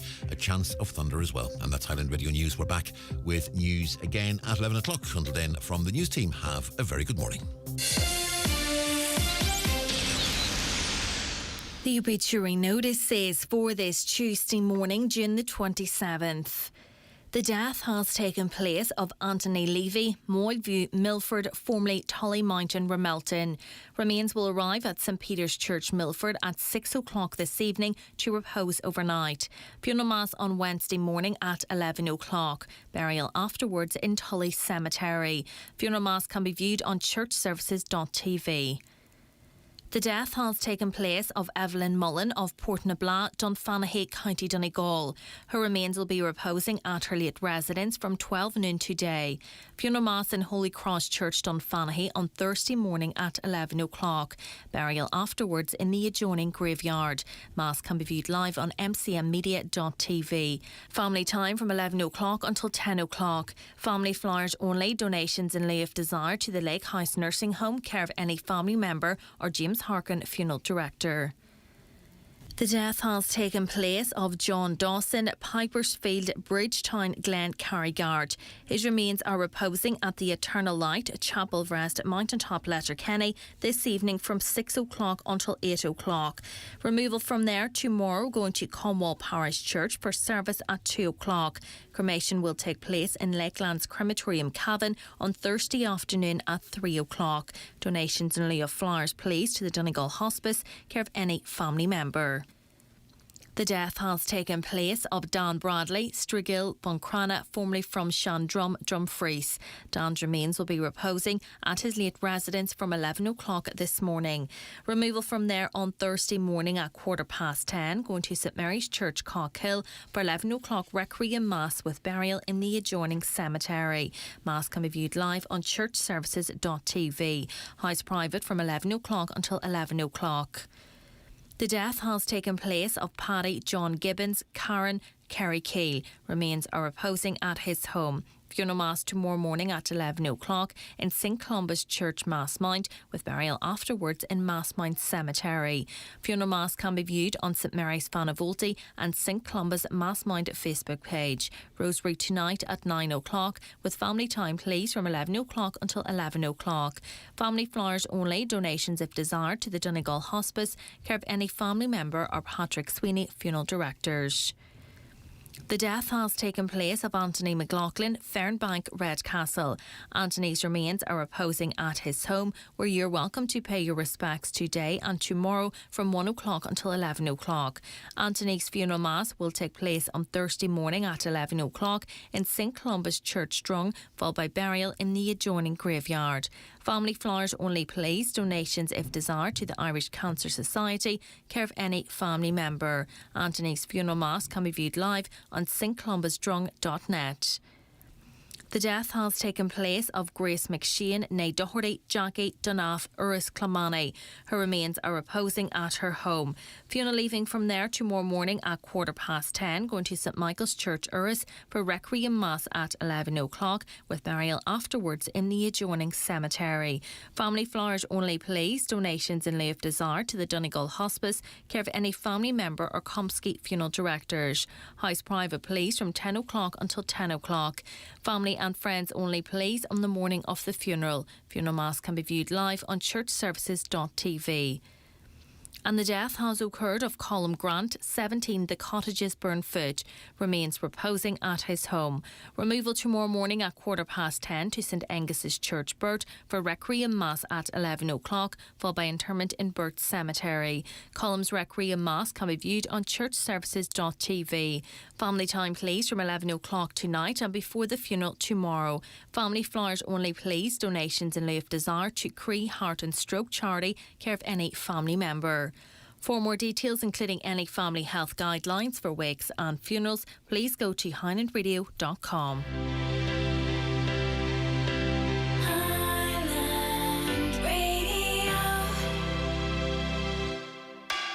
See the whole picture with ultra wide on iPhone 11. Join 3 today and get iPhone 11 for just $9.99 with 3 bill pay.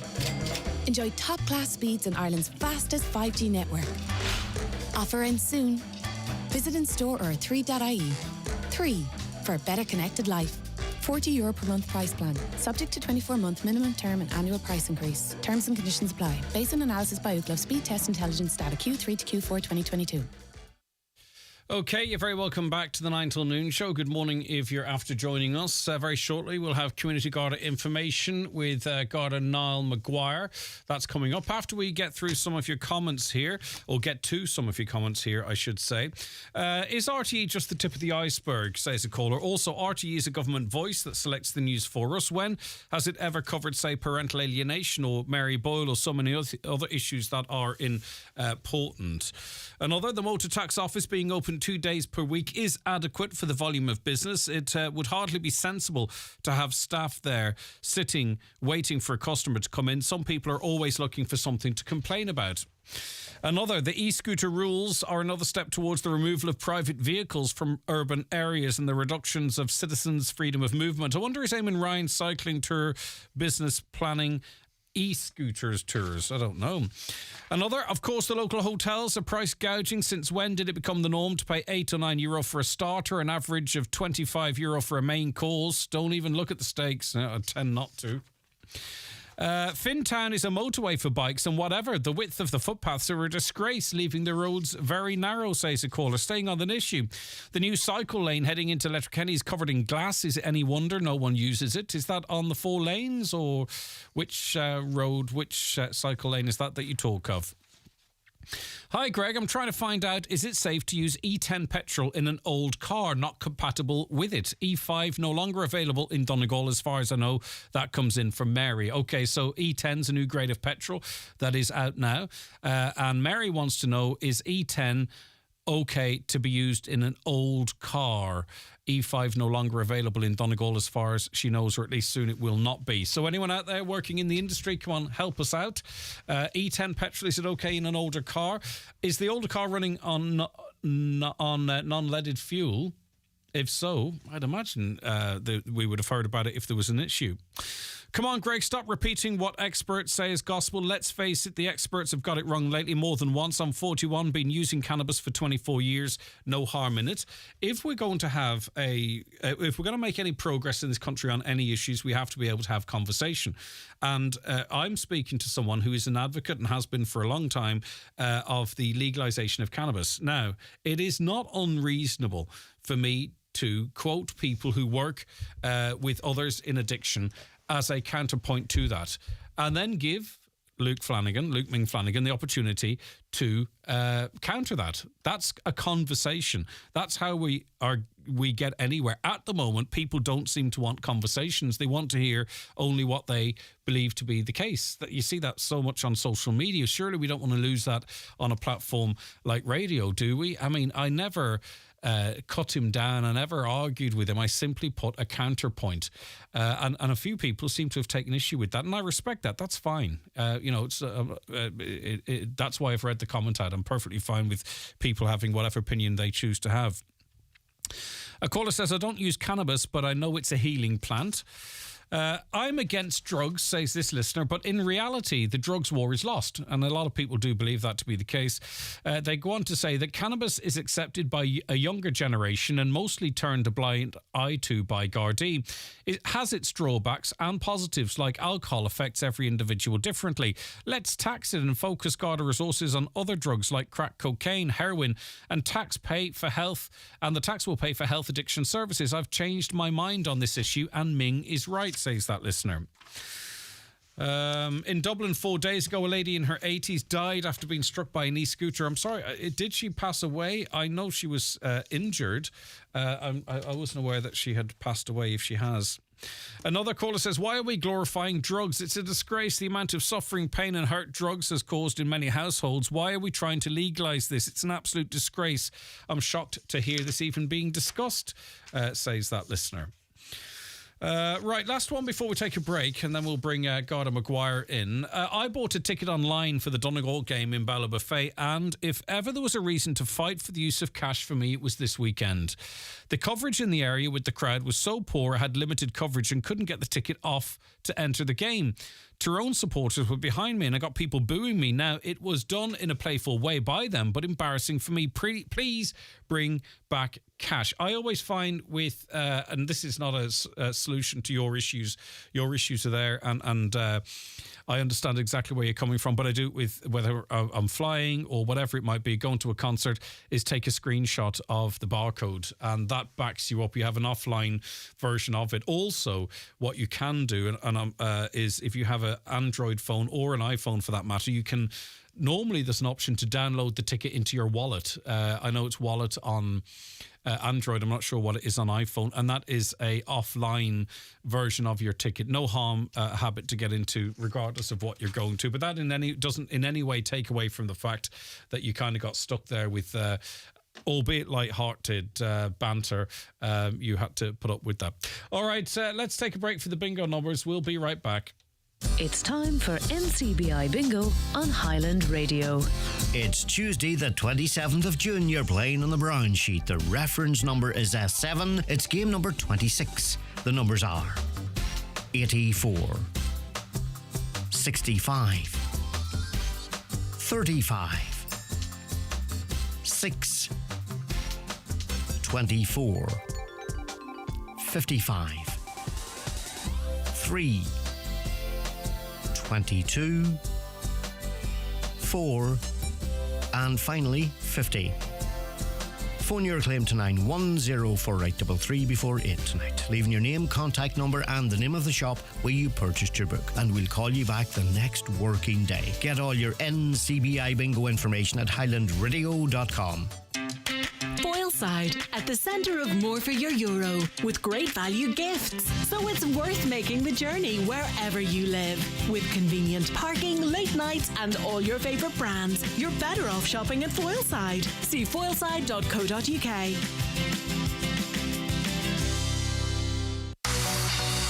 The groom goes free. The groom goes free. Yes, you heard it. The Groom's Room. Evolve Clothing, Letterkenny Retail Park. The groom goes free. Call in today. Terms and conditions apply. McCullough Jewellers in Letterkenny are synonymous with fine jewellery, quality watches and giftware. With stores at Main Street, Letterkenny and the Letterkenny Shopping Centre, or online at ormccullough.com. You can choose from their quality product range in a relaxed atmosphere, and their sales staff will be happy to help you make the right choice, whatever the occasion. McCullough Jewellers, making moments magical for generations. The 9 till noon show with the Lennon Festival Ramelton from the 6th to the 10th of July. Save the date and gather your friends for an incredible lineup featuring Sharon Shannon, ABBA Sensations and Jimmy Buckley. The Community Garda information slot is brought to you by Sheridan Security Systems, protecting what you value most. Call today and get your zero-wire alarm system from €299. Sheridan Security, 91-26025. Okay, it's Tuesday the 27th of June 2023, 18 minutes past 10, time for Community Garda information. And our guest this week is Garda Niall Maguire of the Milford Garda Station. Niall, good morning to you. Thanks so much for calling in and joining us. We appreciate it greatly. Thanks for having me on, Greg. Right, okay, let's get straight into appeals. Garda looking for the public's assistance as they investigate a burglary in Letterkenny.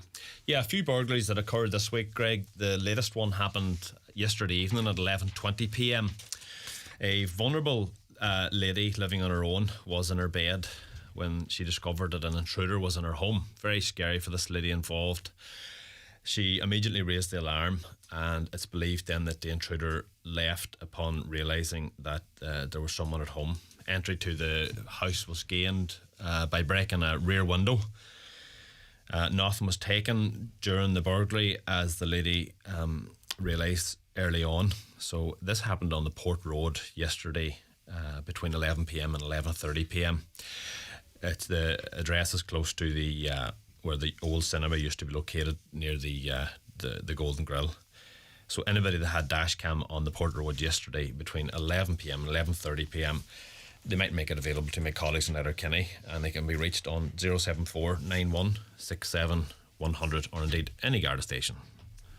Okay, hopefully that's brought to a resolution as soon as possible. A burglary in Carndonagh also being investigated. In the Tulnaree area of Carndonagh between 5:30 p.m. on Friday the 23rd of June and 7:30 a.m. on Saturday the 24th of June, a door to the rear of the premises had been forced open between these hours. Nothing was taken again, but the property was ransacked.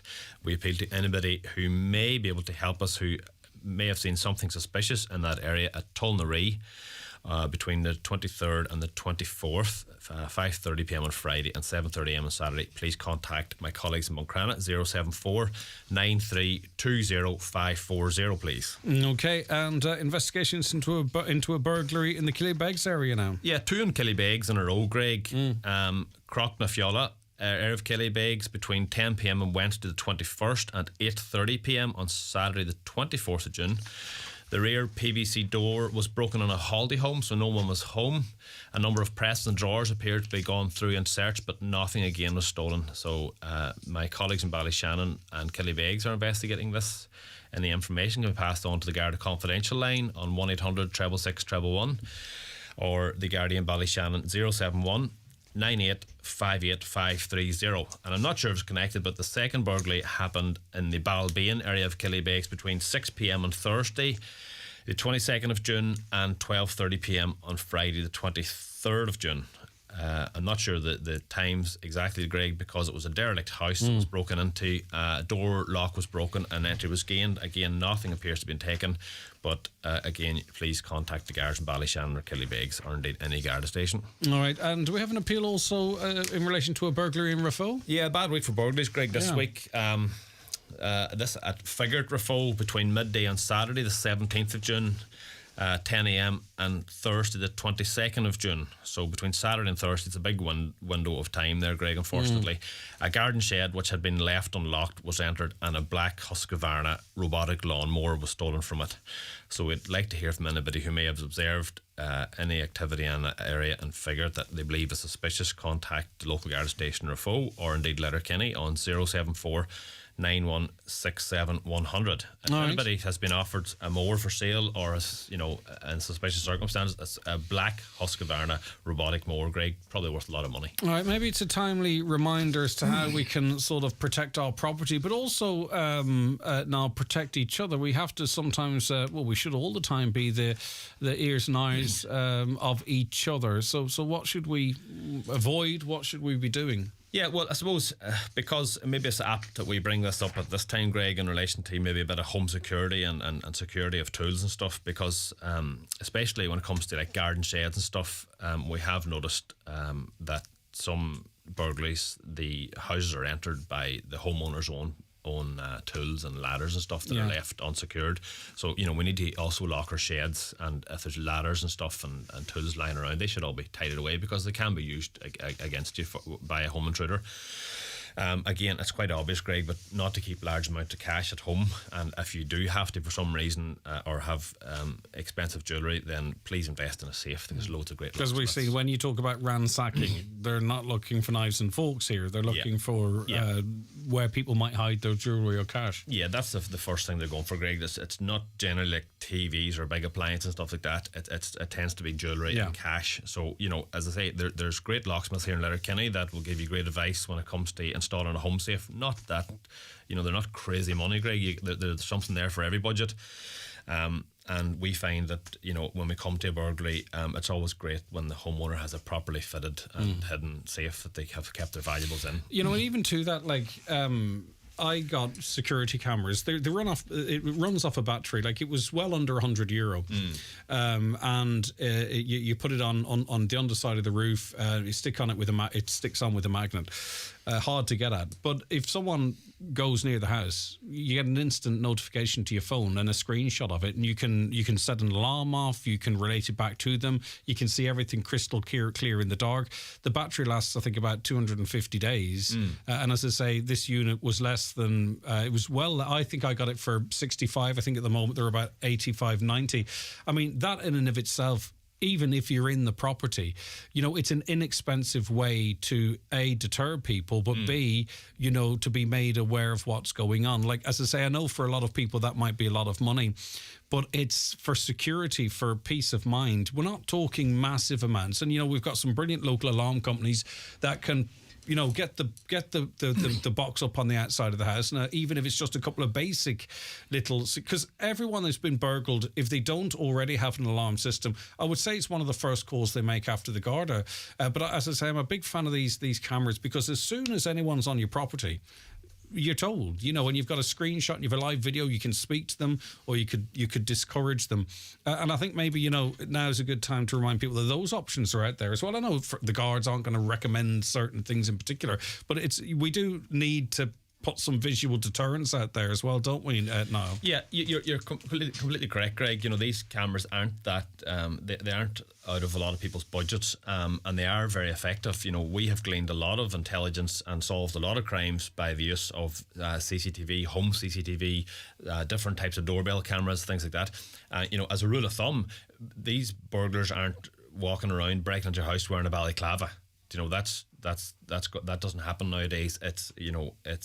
They're generally opportunists. Yeah. They see something that that has tweaked their mind, and they just want to maybe try a door, try a car door, try a garden shed, and if they've got some way of concealing themselves, well, then they'll do that as well. But these little cameras you're referring to, they're amazing. They can be put somewhere. They're quite discreet. They can be actually put inside your house looking out as well. Yeah, for sure. Or you can have them inside your house as well. So if somebody does enter, well, then they're very hard to spot, Greg. So they are a very efficient way for cheaply maintaining security of your property, Greg. Yeah, and this one I have too is it won't go off if there's a fox there, but it's got human shape and car detection, as I say, for a reasonable amount of money. So that's what we can do around the house. But also too, we don't want to think we're going to hassle the guards or sure it's probably nothing. If we do see any thing that looks out of place from a vehicle perspective or a person's perspective now. Yeah, listen, we're not going to be moaning if somebody rings us about a suspicious vehicle or person area. And listen, I'll put my hands up. We're not able to attend some of these within the time frame that might be that efficient, but we'll certainly get there. And if somebody has a registration number or whatever, we'll take it on board and pass it on to our own crew that'll look after that. And it's always good to have registration numbers or photographs or ring cameras to show us videos of somebody maybe unannounced calling your door, trying doors and stuff like that. So yeah, listen, we're a public service, and feel free to call us and give us whatever information you have. Yeah, and I think that was a really strong point you made about, and it's been said before, we talk about the house, but people can accumulate over the years, 3, 4, 5, 6,000 euro worth of tools and equipment in the shed, which in and of itself is there to be stolen, but also can be used to gain access to the property. So we have to, as I say, it's not to be fearful, but it's to be cautious and careful. Yeah, it's slightly worrying that we're having these burglaries this week, Greg, because this traditionally isn't burglary season. You know, it's normally in the winter time we're talking about burglaries, because these sneak thieves are you know, they're cowards, they're hiding in the dark, and you know, they're opportunists. So you know, there's quite a few burglaries this week, Greg, and no, not a lot of property taken, thank God, but that's just the luck of the draw, you know. Yeah, exactly. Right, okay. Now, criminal damage at a GA club in Milford. Yeah, in Milford at and the GA club on the Moyle Road between 10 p.m. on Monday the 19th of June and Tuesday the 20th of June. This was discovered at 11:15. Entry had been gained to the clubhouse, and the kitchen area was kind of... somebody went through the kitchen and splashed through the milk and coffee and washing up liquid throughout the building. So, is there a particular problem or issue in Milford at the moment with disorderly type behaviour? Not really, Greg. No, we've had a few instances where cars have been broken into, stuff like that. This isn't something that's particularly predominant in Milford.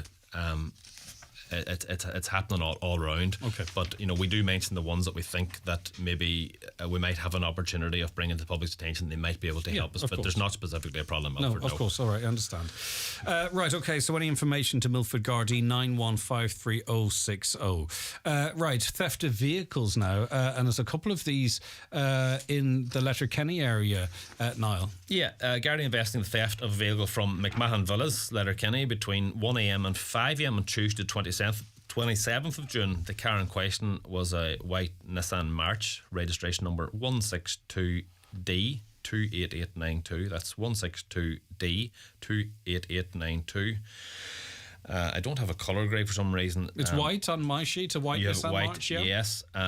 Fair play to you. Now, this vehicle has yet to be located, so anybody knows 162D28892, a white Nissan March, please contact the Gardaí and immediately in Letterkenny. If anybody saw anything at McMahon Villas between between 1 a.m. and 5 a.m. on Tuesday, 27th of June, then please contact Letterkenny 9167 100. All right, and a second vehicle taken as well, I think. Yeah, on Sunday the 25th of June at about 2:50 a.m, my colleagues in Letterkenny were alerted to the fact that a car had appeared to be abandoned at College Park, Letterkenny. Gardaí located the car in question, a silver Honda Jazz, parcel registration 05D, in the middle of the street within the estate. The boot was open and there was obvious damage caused to the ignition barrel.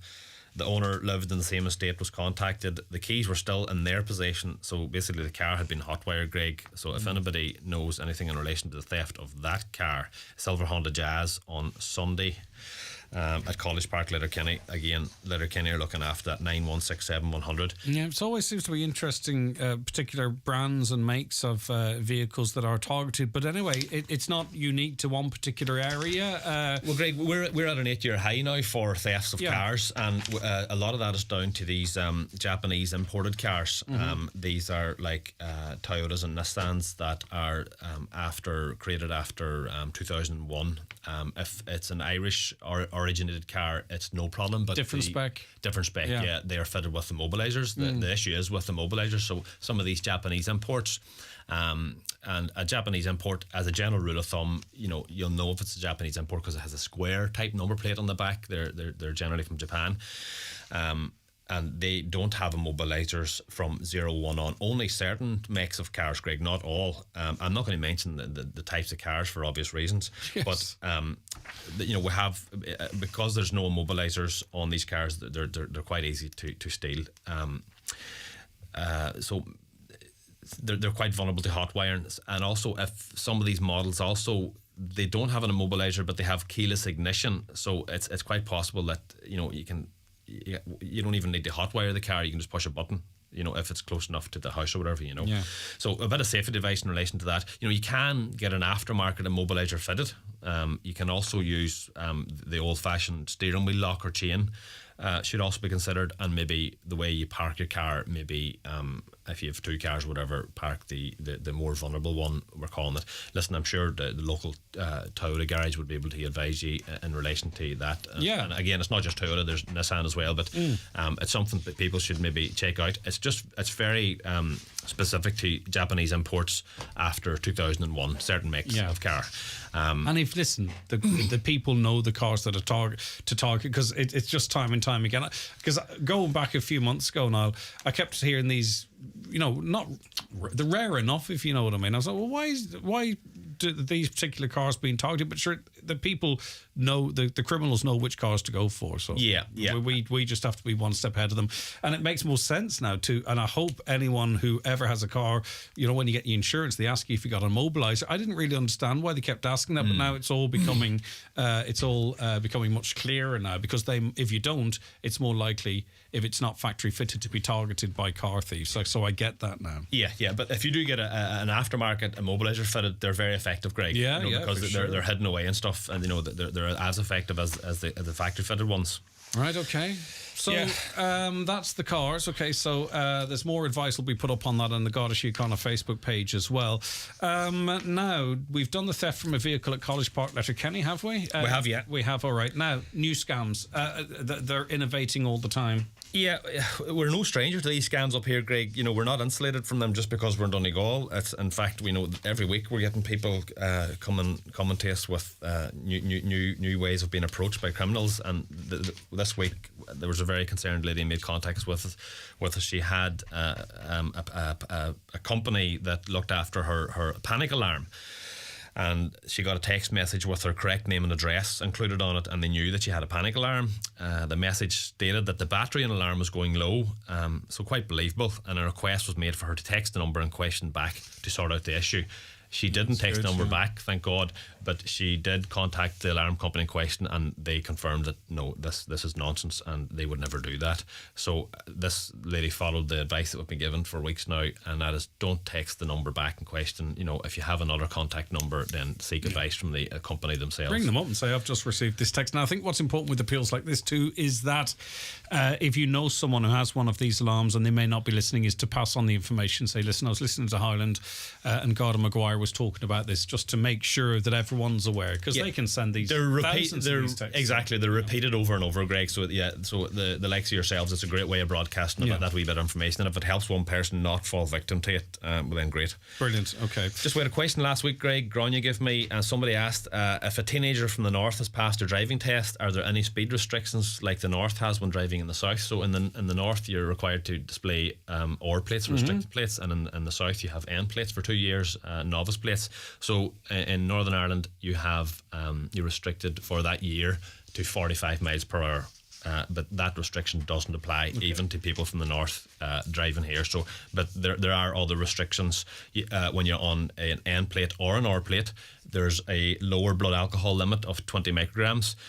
They cannot act as an accompanying driver for another learner driver, and there's a lower threshold of penalty points. You only have to get 7 penalty points when you're on your N or R plates and you're disqualified. Right, okay, brilliant stuff. Thanks for the clarity on that. That's Garda Niall Maguire, based at the Milford Garda station. And that was Community Guard information for this Tuesday, the 27th of June. It will be back after 10 o'clock next Tuesday. Niall, thanks again. Thank you very much. Thanks, Greg. Watch the show live now on YouTube, Facebook, and at highlandradio.com.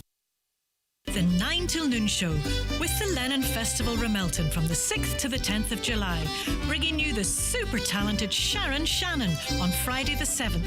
See Lennon Festival Ramelton on Facebook for ticket information. Who said electrification can't spark excitement? From introducing Ireland's first EV to redefining the family car, Nissan has always led from the front. And now we're breaking new ground once more with e-Power, Nissan's unique hybrid driving system, fueled by petrol, driven by electric, no need to recharge, giving you the pleasure of electric driving without the need to plug in.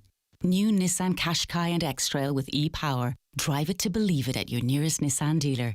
Nissan. Innovation that excites. Your local Nissan dealer is iMotors in Letterkenny and Malin. Visit imotors.ie. With July around the corner, it's time to get your 232 ordered.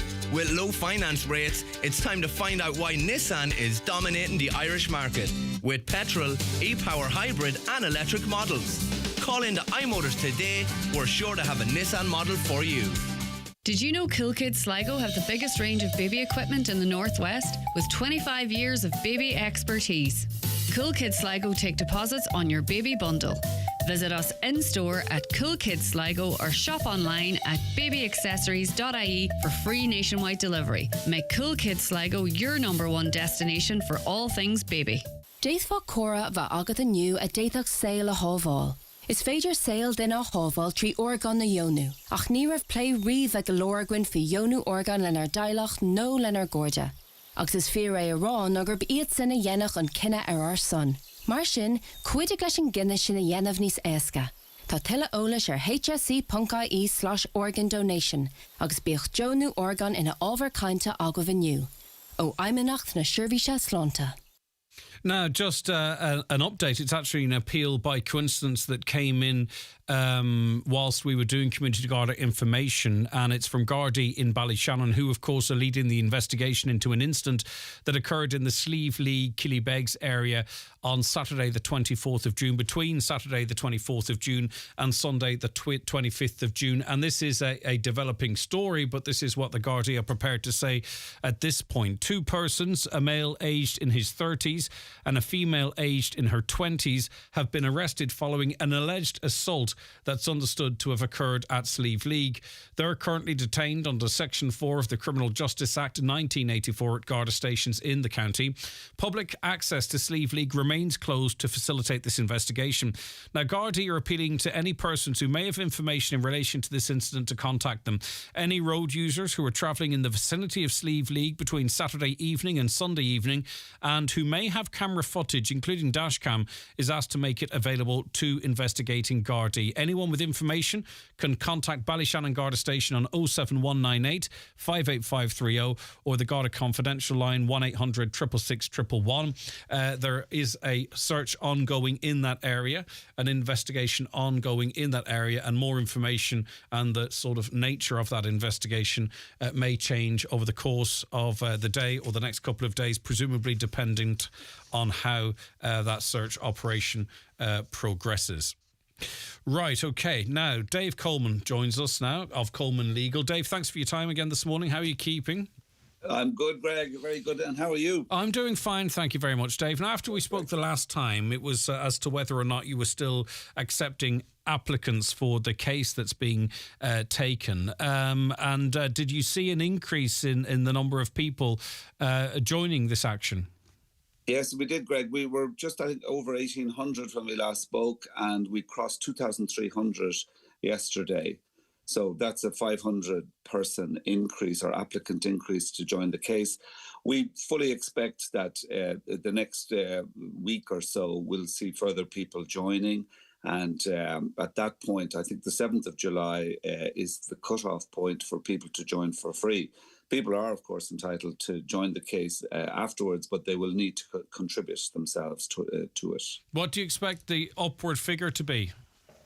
Don't really know, Greg. I mean, we're very pleased that so many people have stood up for themselves and have joined the case.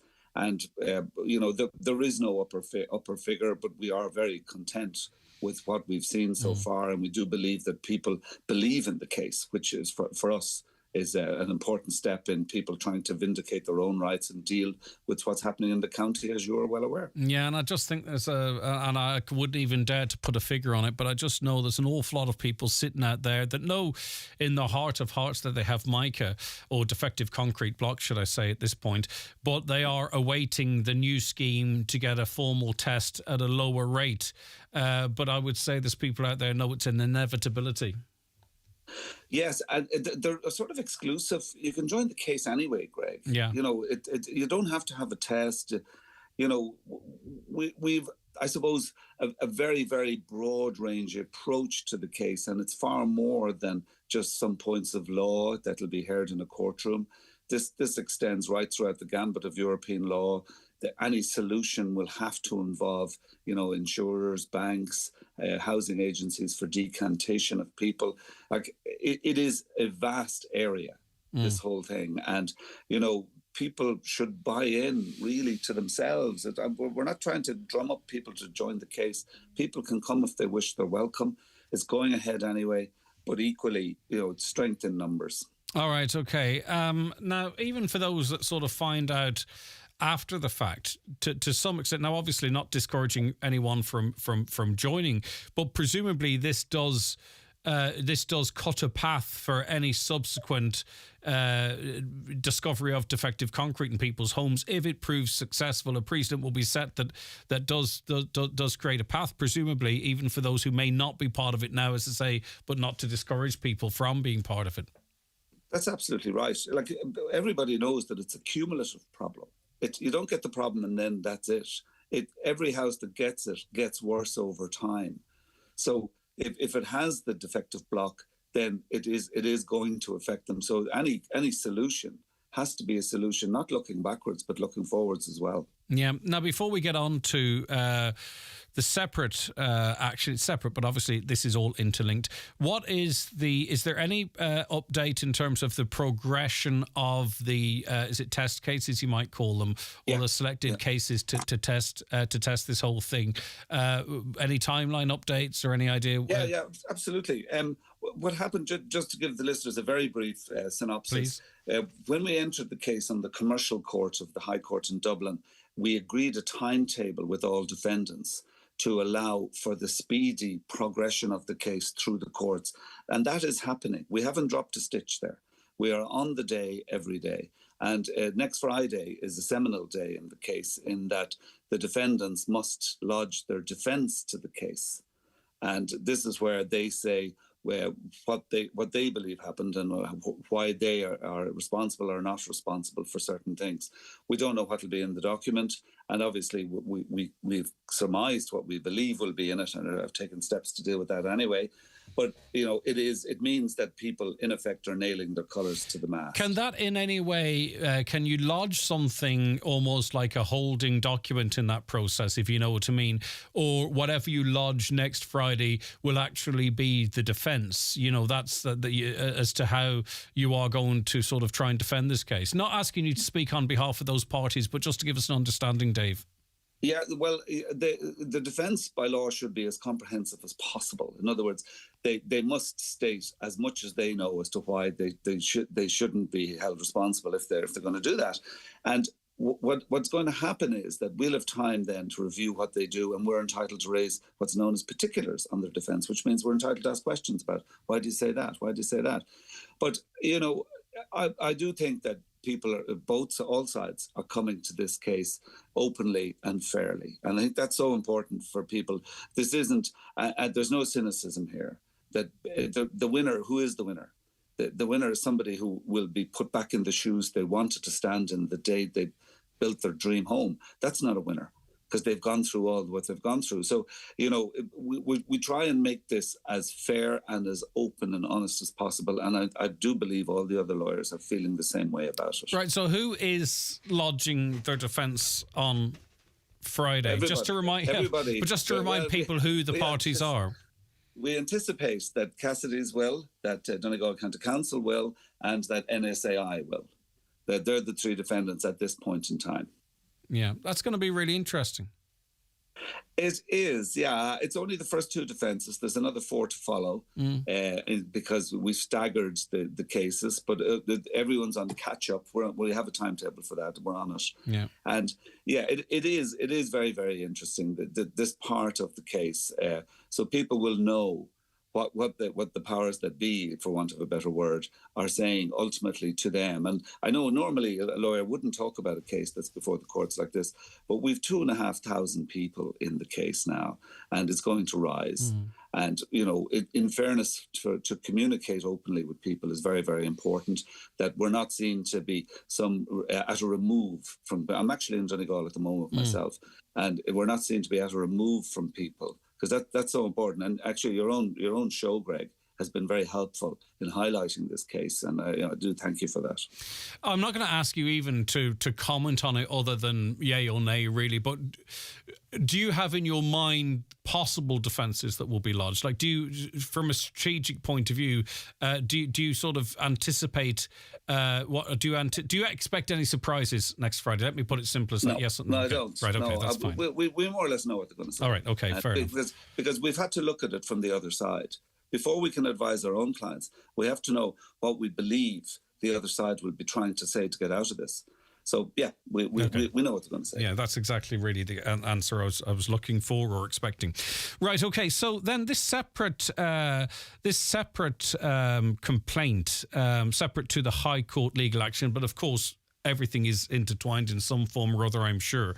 I didn't hear about this until yesterday or the day before. What exactly is this complaint to the European Commission? What it is that what we're saying briefly is that the state are not complying with their obligations under EU law to the citizens of this country, in particular the people of Donegal affected in this manner by this quarry. That's basically it. Now, the EU Commission are entitled themselves to take steps against a member state in default of any law to compel them to comply with that law. And in ways, put simply, it's getting the state to do the right thing under the gaze of the EU Commission. It's available, the complaint, to all citizens if they're affected. And in our view, it's a very democratic way of people expressing their frustration at the lot they have been given by others and are living in their daily lives. That's really it in a nutshell.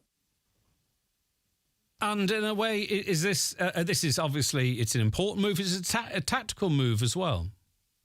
Well, ultimately, the case will either case will find it's the multi-party action, which we talked about earlier, or the EU complaint. Europe is the forum for this. Yeah, that's why we're in Europe, to harmonise standards, to allow for security, to allow for peace of mind for people. So yeah, I mean, clearly, if for whatever reason we find it necessary to go to Europe, we will go to Europe. All right, and finally, if people wish to participate, there's an online form available, as you say, to anyone affected by this.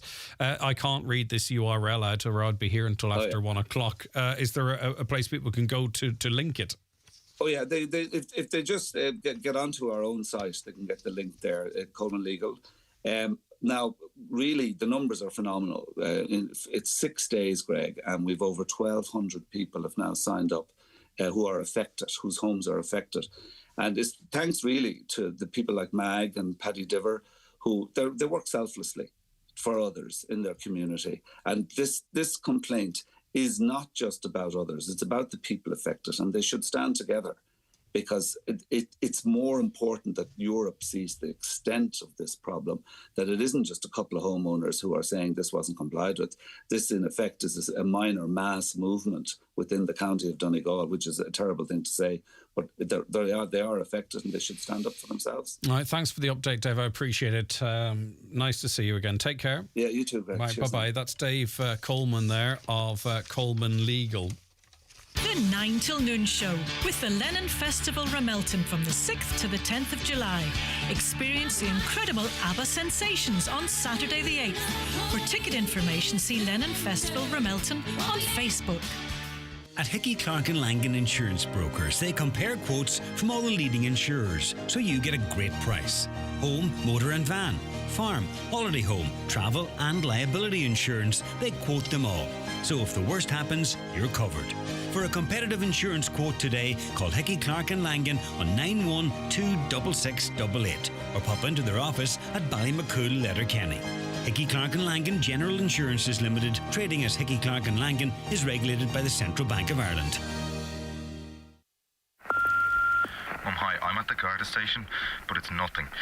I told this girl I was seeing for a while that I'd put shots of her up online. Shots she sent me, so they're mine, really. I only said I'd do it, but the guards are saying that's a crime now. It's not my fault, Mum. I didn't do anything. I only said I would. Threatening to share intimate images is a crime with serious consequences. Contact your local Garda station if you need to report it. Brought to you by the Government of Ireland. It's the Donegal Town Summer Festival from June the 30th to July the 2nd. 3 days of great entertainment, including live music on Saturday from Paul Ward, Bon Jovi tribute, Slippery When Wet, and the Ultimate Queen tribute. On Sunday, enjoy Honor, the Tumbling Paddies, and Nathan Carter. See Donegal Town Summer Festival on Facebook. Supported by Donegal County Council and Fáilte Ireland. Now, we're being told that Ireland is facing a tsunami of diabetes cases, with figures showing 1 in 10 people around the world will have the condition by 2050. Last year, some 10,000, let me start that again. Last year, some 10% of the HSE's budget went towards diabetes care, and based on projections from the Lancet, that figure is set to skyrocket in coming decades. Dr. Eva Orsmond is a diabetes specialist at Dr. Eva's clinics and joins us now. Thanks for your time, Doctor. I appreciate it. Thank you. Yeah, no, it's pretty scary figures, and I'm very passionate about type 2 diabetes. And the reason I'm so passionate because I have seen amazing reversal in my clinics over the last 15 years, because type 2 diabetes is directly connected. I mean, I'm talking 98% of the cases. Type 2 diabetes we are talking about here is directly connected to the amount of visceral fat you have, which is the deep visceral fat that sits behind your belly button. And those rounds, those sort of rolls, Michelin rolls I call them, that you have around your tummy. When you pinch them, those are subcutaneous fats, and that fat is not dangerous, but they are reflecting what is behind in the deep visceral cavity. And that deep visceral fat is very, very dangerous because it's an actively metabolic, we could almost call it an organ that produces inflammatory compounds. And I explain it to my patients that they are like bad hormones that basically set a low grade of inflammation in your body and affects every part of your body. But insulin resistance, which is basically the base of type 2 diabetes, lives there in the visceral fat, because this, almost like try to imagine that this fat, it's not just sitting around your pancreas, which has these beta cells that produce insulin, but actually infiltrates in and actually suffocates the beta cells. And now your sugar reading starts being higher and higher because you need insulin to basically process the sugar, which is basically coming from the carbohydrate digestion. You can't get your sugar inside the cell if you don't have insulin. And type 1 diabetics have no insulin, but in fact type 1 diabetes is an autoimmune condition, and it's a very small percentage of the population, where type 2 diabetes is what we are talking about, the tsunami. Yeah. And why I'm so passionate about this condition is because we are very much giving an impression to people that it's basically genetic, it's not their fault, it just falls from the sky, when the reality is that type 2 diabetes is a lifestyle disease. And if I don't want to be horrible and judging anybody, but the reality I've seen in my clinics, I've seen and I've helped people to reverse it. Once you start losing that excess weight behind your belly button, you lose also the disease. Yeah, but Eva, your commentary is at odds really to what seems to be happening in society. I mean, adverts and social media posts that were once about fitness and exercise and looking after your health now about body positivity. You can see in certain adverts they almost go out of the way to say, look, if you're overweight, that's grand. We use words like instead of beer belly now, it's dad bod. As if it's something that some people might find attractive and it's okay. Exactly. Does that worry you? But that is exactly what we're talking about. I'm really, really worried about that, because we are losing the message of health here, because the reality is that younger and younger people are becoming affected by type 2 diabetes. I have a lady at the moment in my clinics who have just successfully reversed her diabetes. She was 32 when she was diagnosed with type 2 diabetes. Like that, she has very skinny legs, but she has all that fat around her belly. And when she has lost 2 stone, she has now reversed her diabetes. So what I'm saying is a typical type 2 diabetic patients is 2 to 3 stone overweight, and they typically have all that weight around their waistline. So it's basically that dangerous fat due to that fact that it's the visceral fat. We are also giving a wrong message in the media about the fact that exercise is the way to weight loss. Actually, exercise is a very, very ineffective and weak way of losing weight. 85-90% of your weight loss success is coming from your food, what you're eating, because you need to be, it's quite a big number. You need to be in energy deficit to lose 1 kilo and 2.2 or 2.2 pounds.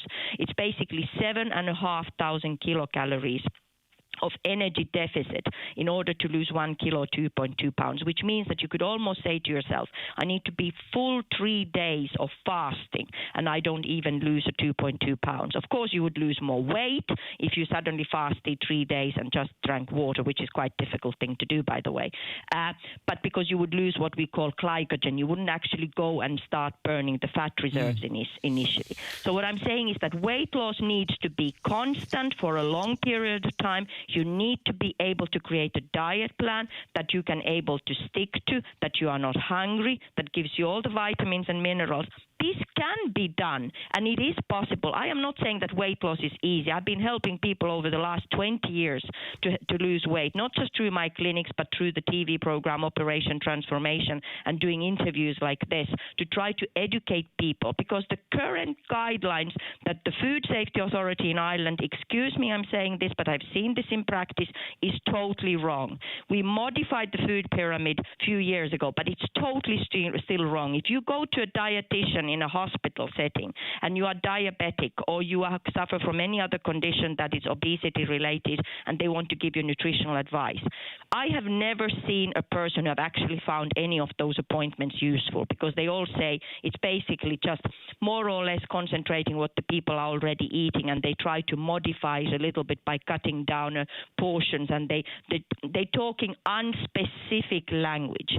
People who need to lose weight, they need specific advice, they need a specific diet plan, they need to be told exactly what to do. That's where the education needs to be based. We need to also shift from the high carbohydrate diet we are having in Ireland and start understanding the value of fiber, how to learn food labeling, and actually basically make a small education about nutrition. Okay. You don't need to become a scientist to do this, but we need a total shift in the culture in Ireland. All right, and not just Ireland, it's globally as well, it seems. Dr. Eva Orsmond, thank you so much for your time. Dr. Orsmond, of course, is a diabetes specialist at Dr. Eva's clinics.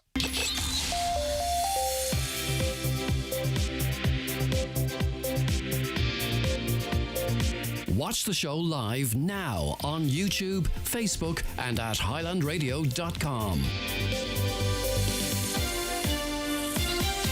OK, it is 11 o'clock. It's time for a news update, and it's good morning once again to Michaela Clark. Thanks, Greg. Good morning. Garda have confirmed that they're investigating an alleged assault at Slieve League.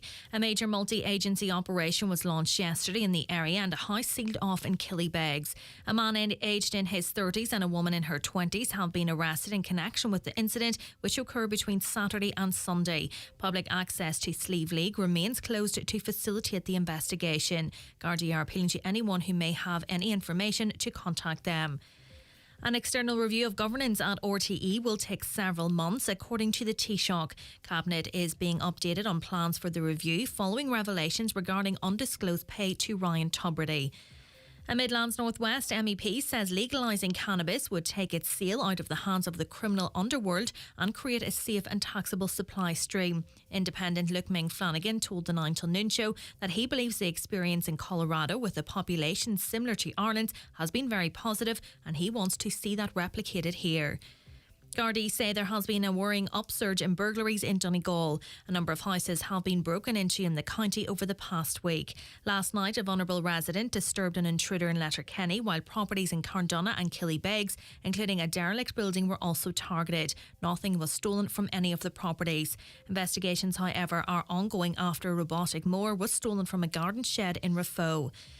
Meanwhile, there's been a notable rise in the theft of Japanese imported vehicles within the Letterkenny district. That's according to Gardaí, who are appealing for information after a car was found abandoned in the College Park area of Letterkenny in the early hours of Sunday morning. A new ambulance base is to be established in Buncrana. Plans were announced last year for a new station to be built on the site of the old healthcare centre in the town. As an interim measure, the National Ambulance Service has confirmed a temporary base will be set up beside the existing deployment base on the grounds of the community hospital. And a car has been stolen overnight from the McMahon Villas area of Letterkenny. The white Nissan March with a registration of 162D28892 was taken between 1 and 5 o'clock this morning. Garda say the vehicle has yet to be located and they are appealing for information. Those are the latest headlines. We'll be back with an update at 12 noon. OK, thank you very much indeed. That's Michaela Clark. OK, we'll be back with more on the 9 till noon show, but first we take this break.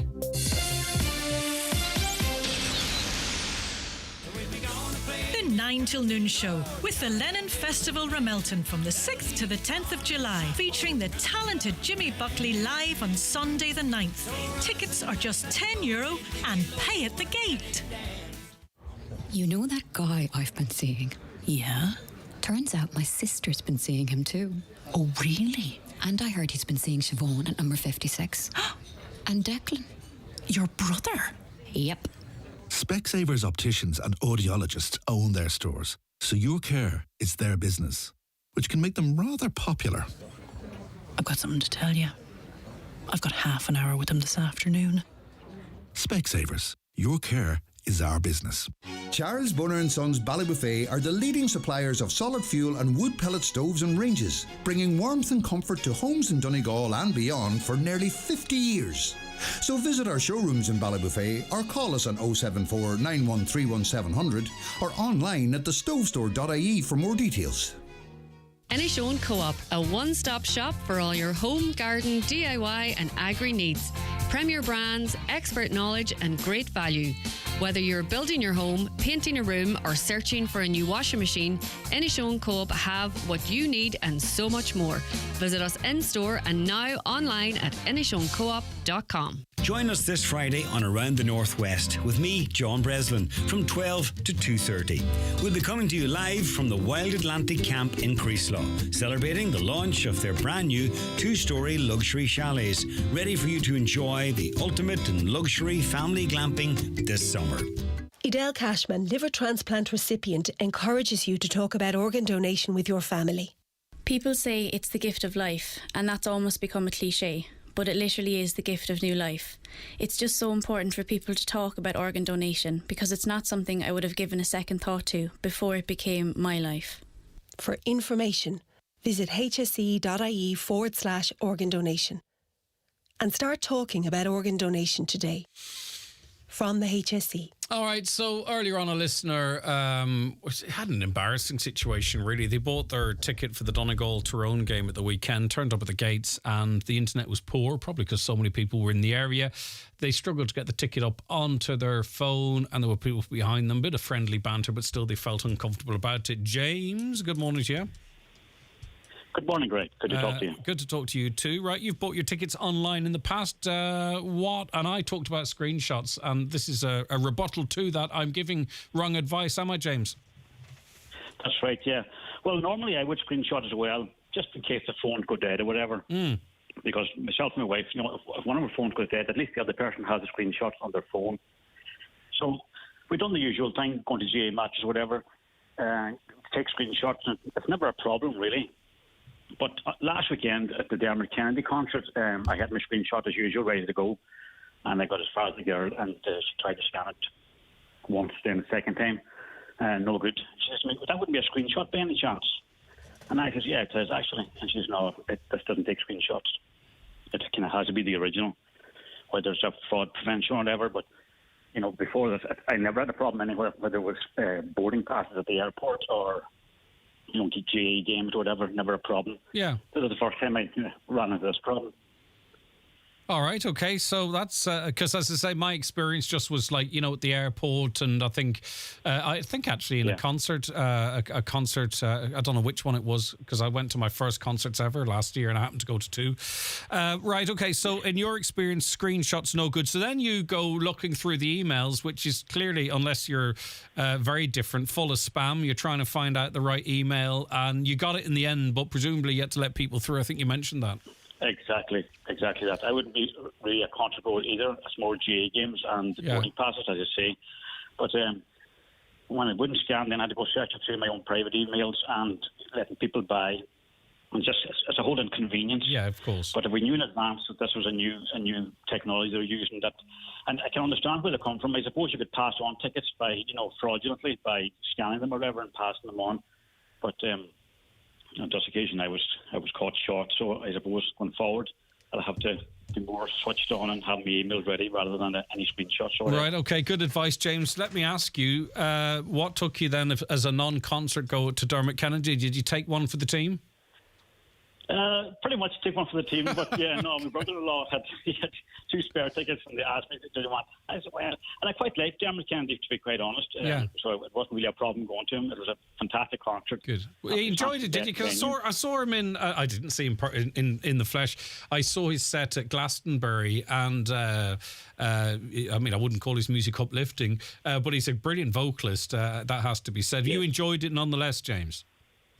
Actually, I very much enjoyed it. We all enjoyed it. The weather was brilliant. The venue was brilliant. So it was a great evening all around. Lovely. Great stuff. Great. You had a good time, and also great advice too that whether they used to work in the past, at least at some gates, they might have changed the technology probably to stop people using the same ticket over and over, that they want the original. James, thanks for that great advice. Really appreciate it. No problem, Greg. Have a lovely day, and I really appreciate you listening as well. Thank you very much indeed. Right. Greg, are Coleman legal only dealing with Republic of Ireland cases? What about Northern Ireland? I know the answer to that in the back of my head. Caroline, is it possible we could just double check with Coleman legal if people from the North can enter that? I don't want to mislead anyone. As it relates to that case as well, it says on his site it's free to join, but it also says if the case is successful, there'll be a small fee charged in each successful case. How much is small? I don't know the answer to that question either. Maybe that's also something we'll just double check with them. I find it hard to understand what makes many of these RTE presenters worth a fraction of the wage they're on. Let's face it, RTE is no competition for them to go, because there's no way a privately owned radio station could offer a fraction of what they are on. But hats off to Noel Kelly, the agent who's talked these presenters up to these deals. Indeed, and I think, we were speaking to Garrett Hart, who was involved with News Talk, very high up in News Talk yesterday, and he was part of the negotiating team that brought Pat Kenny on board to News Talk back then. I think there was a time maybe they could command money close to that in the private sector. Those days are absolutely gone now, and I think they all should be offered what would be fair, 150k. Would you get out of bed for 150k a year, Frankie? Definitely, no problem. Okay, so we'll say offer them 150k. Take it or leave it. If you want to continue working, you can do so. If you don't, you don't. That's up to you. Right, okay. What would be a good fee? What do you think would be a worthy fee out there, listeners, for presenting a top show in a national station? 08660 25,000. Right, okay, it's that time of the year again. 7th of July, party in the park.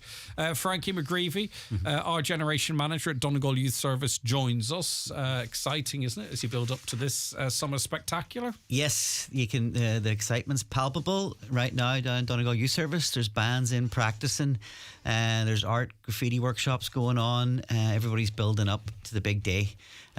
So it's July 7th, Friday, 12 until 6, and we're going to have all kinds of events for everybody.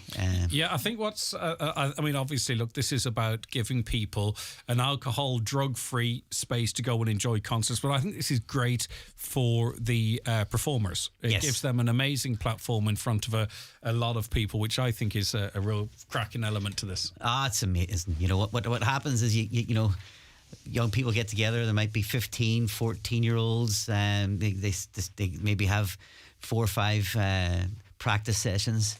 They're in a band, and then they go up to the park and they turn the corner and they see a stage that you would see in Glastonbury. It's huge, you know, and it really gives them confidence then to move on from that.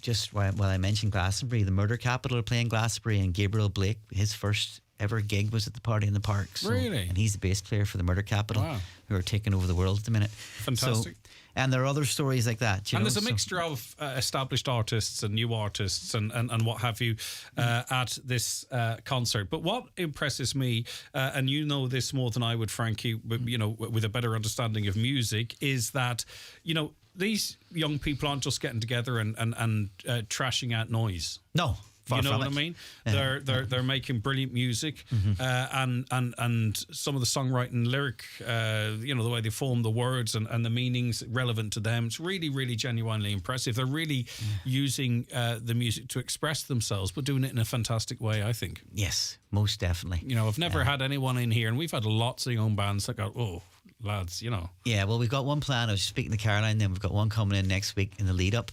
They're a band called Dirt Tax. I think they were on the Monday night sessions before, and they're very young, but they are fantastic. Yeah, brilliant. Really, really good. All right, we'll talk more about the event and the ethos and all that kind of stuff, but run through some of the acts that have been... Well, this year we've 18 bands, which is, extraordinary. Just to name a few, we have Cora Harkin over from Derry. We have the 9 Foot Lizards. We have the Upper Echelons, which are from our breakout LGBT group. We have Raheem. We have Hannah McFadden. We have Destined and the Blue Stack from the Blue Stack Special Needs Project over in Donegal, and they played at our celebration event in Belfast. They are unbelievable, incredible. It's great for them, and we had to build an access for people with disabilities to the stage this year, which is good. It's a new development for us. We have Dirt Tax, who I mentioned. The Fades, you've had up here. Fantastic band. They have a new single out. Ella Fitzgerald, who's very aptly named. She's got a beautiful voice. She's incredible. Aaron Everything, more established. He's playing tonight in the Mouthpiece in the Cottage. Very, very good. Brilliant voice. We have the Future Generation Dancers, who we had last year, and they are a group of young people from the iPass Centre. Had just opened up then last year, and they lit the place up because we had 4 hours of beautiful weather, and then we had a biblical downpour for 2 hours last year, and they stayed and they danced in the rain, and it was just absolutely beautiful to see. So they're back, and then along with that, of course, we have the activities there. We've got the Circus Skills. In Your Space crowd are coming up from Belfast to do the Circus Skills. We have a group called Tackling Awareness of Mental Health Issues. They're TAMI, they're called, and they specialise in games for young people. Face painting, the old classic. Hair braiding and henna tattoos. Art workshops. Everything. Yeah, and too, I mean, you mentioned Glastonbury. Like, this is almost like the breakout stage to some extent, you know what I mean? In that you mentioned the Murder Capital connection there, but there's other bands that are household names now, not just locally, but, have got recording contracts. Their music's reaching, loads of people across the world through streaming platforms and what have you, that have played this stage in the past. That's right. Yeah. That's right. Without a doubt. Okay. Right. Okay. So the whole idea of this is that it's drug and alcohol free event. It's during the day. It's a brilliant platform for the artists, as you mentioned, but it's a good fun day with lots going on, a buzzy festival feel for the young people and their families. Absolutely. Remember the family bit, and it's for all ages. And we get that every year, and there's going to be food provided and just a real fun atmosphere for everyone. Now, at the bottom of the poster I have, there's a call for artists, talents and band. Has that call been met now, or is that still out there? We can't get any more in, I'm afraid. That's what I was thinking. I was looking down thinking, where are you going to squeeze them in? Yeah. I'm not directly running it this year, but I'm famous for letting everybody play, and we've had all kinds of. We've maybe had 25. We've too many. Yeah. But we're at our limit with that time period, 12 to 6, with 18 bands. So I'm very impressed with that. I must mention that it's funded this year through the Our Generation project, which is a Peace 4 funded project. So we have some bands coming over from Derry and a cross-border element to it. But we also have this year secured funding from the Connecting for Life HSE anti-suicide project or suicide prevention project. So they've provided funding for the stage. Great. So that's great. So a big shout out for them. 17 years in. Long yeah, time, we're flying. Hey, and if you count the pandemic, which we can't really, we would be at 19. But yeah, delighted. We started. You'll know John Ruddy, I'm sure, from being around, and myself and John Ruddy and maybe 7 or 8 other young people. Back in 2005, I think it was, sitting on the steps. Was your hair a little darker then? Oh yeah, much so, very much so. I still was as bald as a baby. But yeah, 17 years ago. It was just bored out of we got nothing to do, and I was a youth worker. I said, well, we've got this big park, and we've got you guys with skills. Let's go up and sit on the steps and play music, and then we went, well, maybe this could grow, and it has, thank God. It's lovely. And it's a new generation of people that are sitting around wondering what we can do, what we've a stage for. Get up there and do your thing. So you're bringing in live music to us next week, is it? Yes, band called Dirt Tax. Dirt Tax. All right. So I'll have to figure out the time, but I spoke to Caroline. Caroline says there's lots of space, so. Yeah, that's above my pay scale. I'll leave that. I'll leave that to you and Carol. We can't mention pay now, can we? And we can here anyway. All right, listen. Well done, Frankie, for what you and the rest of the crew are doing in keeping this going. As I say, brilliant for the audience, but as I say, I think particularly. And when the Afades were in here, I was saying to them, what I'd love to see is when you go to some of the concerts or festivals that are going on around the place, and they're playing music out of the speakers for an hour before everything starts. I'd love to see the young bands get an opportunity to get up there, and not even just young, new, to get up there and say, well, we'll fill that gap with this crew here. Yeah. But anyway, this is a brilliant stage and platform for them. It is, just mark it into your card, 7th of July 2023. There's no booze, no drugs. There's graffiti workshops, games on the green, live music, circus skills, face painting, and Tammy Project will be there, as we mentioned as well. So much more besides, and we'll talk about it more earlier on when we welcome up that band to play here. All right, Frankie, thanks as always for calling up. Appreciate your time. Thanks very much, Greg. Fingers crossed. The weather's actually the way the weather's got now, they can kind of say, and it's looking good for the second week in July, apparently. Well, I'll take your word for it. Yeah, well, don't take my word for it. Take the expert's word for it. But changeable next week. But it's looking decent for the week after. All right, thanks, Frankie. Back after the break. Bye bye. The county's #1 talk show, the 9 till noon show on Highland Radio. The 9 till noon show with the Lennon Festival Ramelton from the 6th to the 10th of July. Save the date and gather your friends for an incredible lineup featuring Sharon Shannon, ABBA Sensations and Jimmy Buckley. GiveBlood.ie know we can count on you, our community of blood donors, to give blood and to choose to be there for others in their hour of need. Blood donors from Ballyshannon should attend the clinic in Colosna Columkill in Ballyshannon on Monday 26th of June. And donors from Donegal, Killybegs and Dunlow should attend the clinic in the Abbey Hotel in Donegal Town from Tuesday 27th to Thursday 29th. Making an appointment is recommended, so call 1-800-731-137 to book your time. Visit giveblood.ie to see eligibility and clinic details. 232. 3 simple numbers. But for Audi, they signify more. More innovation and excitement. An invitation to experience progress you can feel. And a shift in mindset to greater expectations. Like the competition edition on the Audi A4 and A5 S-Line models. All part of our 232 range. Discover how progress makes you feel in a 232 Audi. And book a test drive today. With July around the corner, it's time to get your 232 ordered. With finance starting from 2.9%, find out why Kia is dominating the Irish market. With diesel, hybrid and electric models. Order before the 30th of June and receive a €500 super value gift card as well. Call into iMotors today and choose your new Kia. Join us this Thursday on the Jive Time with David James from 2:30 to 5 p.m. We'll be coming to you live from the Mount Errigal Hotel in Letterkenny, celebrating their prestigious 4-star hotel recognition with a sizzling barbecue, exciting giveaways and much more. Highland Radio time checks with Expressway. Travel Route 32 from Letterkenny to Dublin when you book online and travel for less. Expressway, bringing you the time at...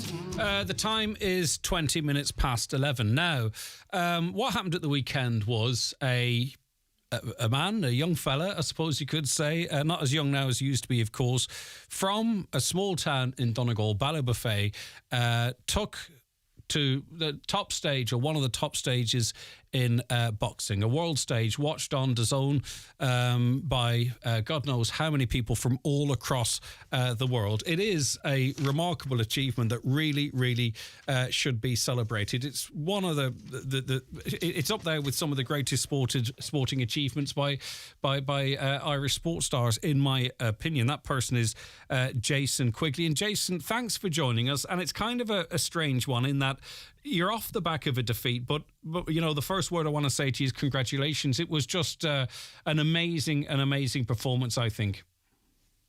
Yeah, thanks very much, Greg. Really appreciate it.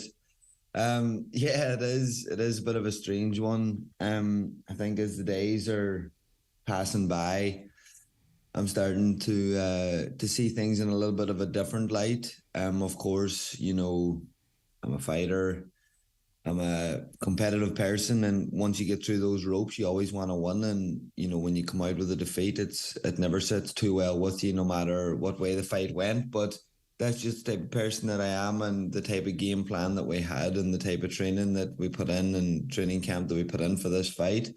I really expected to get in there and pull off the upset, but the result didn't go my way. But looking back on a few things, haven't watched the fight yet, but I have to say I'm happy with the direction my performance is going.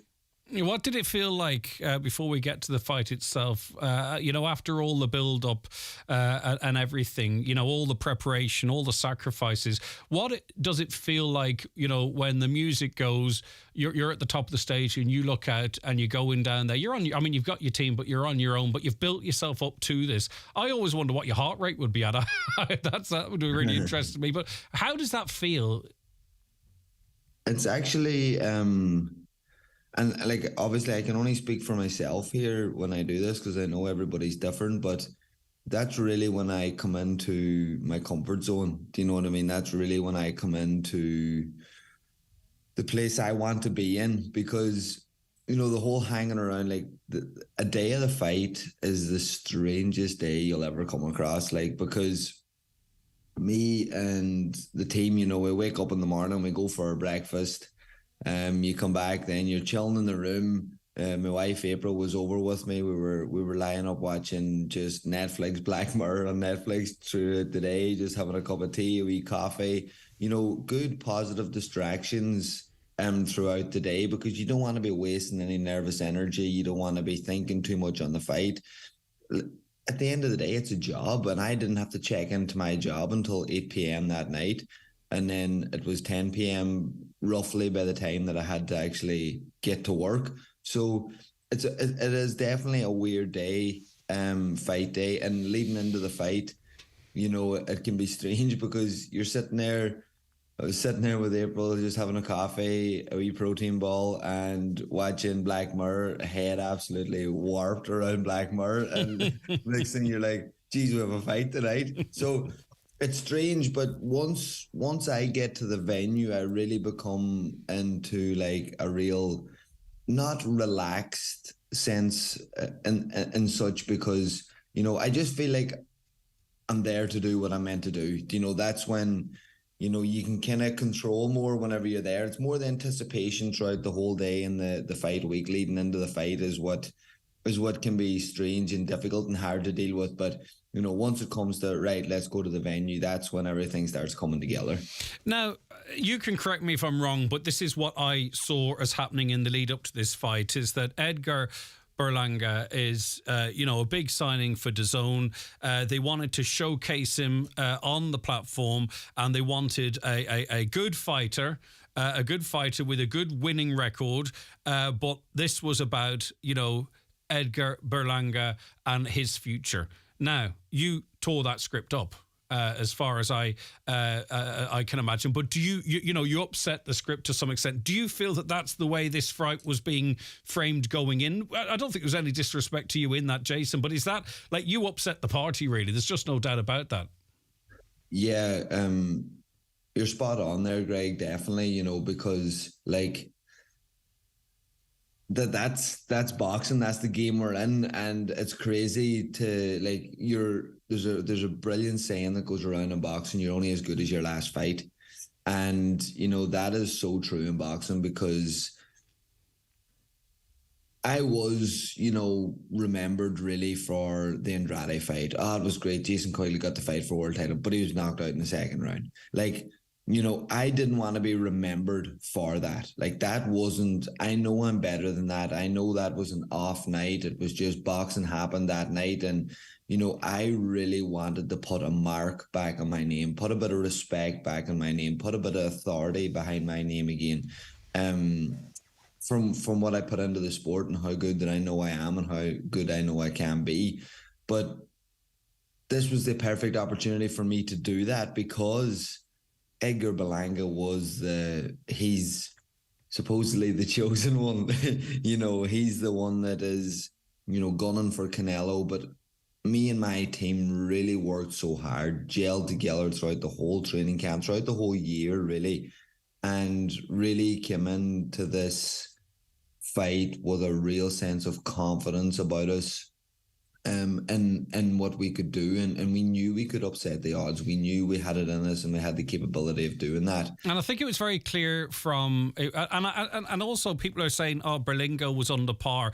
I don't think so. I think exactly the way you and Andy Lee figured this out, you exposed his weaknesses big time. You stopped him working. You frustrated him. I don't think he was under par. I just think you outwitted him. But the one thing that, and I'm a huge fan of Andy Lee, and particularly the fight he had in that ring not so long ago. I think it was the 9th round or something. He pulled off an amazing victory. But it was he's so cool, calm and collected, and the way he was speaking to you, the way he was trying to say, look, we've talked about this in advance, we know what we have to do here, Jason, and if you stick to it, we're going to do it. And you responded really well to that. It was remarkable to see how you two interacted in the corner, and how this plan, coming out low and all that kind of stuff, how this plan was working when you were on it. And you showed amazing discipline, Jason, too, because the last time we talked about it, that sometimes you can just say, well, stuff the plan, let's have a row.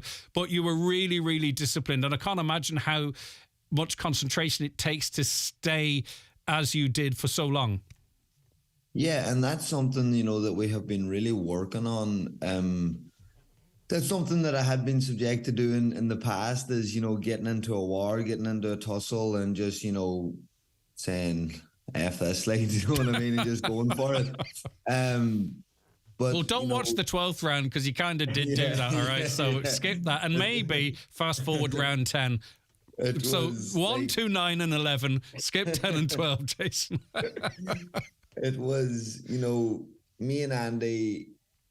Andy has got a little bit of stick in the past for being my coach because of certain circumstances, not being able to travel and stuff, get into the States and travel. And, people has said that he's let me down, and, your coach not being there is a massive disadvantage and stuff like that. But nobody's seen the one-to-one that me and Andy has had. No one's seen the work that me and him put in, the conversations, the coffees we've had, the spending time together outside of boxing as well, and just growing that relationship and seeing how much that he does care, and seeing how much that he does put into me.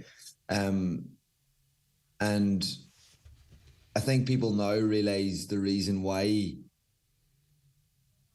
I have stuck by Andy, and we got over the hurdles that needed to get over for this fight, and got him into the country and got him in the visa sorted. So it's been a massive advantage, as people has seen, having Andy there, not only just because of, like, he's my coach and the training camp and the game plan and all that there that we put through in his boxing IQ, but Andy has been there. He's been in that ring. He has been the underdog. He has come through it. He knows exactly what it takes, to get to that top level, and it was unbelievable to have him there. Yeah. And another lad, that has recently come a part of the team is Shane O'Sullivan, a Waterford man. He's actually a hurler, plays with Ballygunner, All Ireland champions, played with Waterford county hurling as well in the past. But he's come on board as a sports psychologist for me, and has been a massive positive to the team as well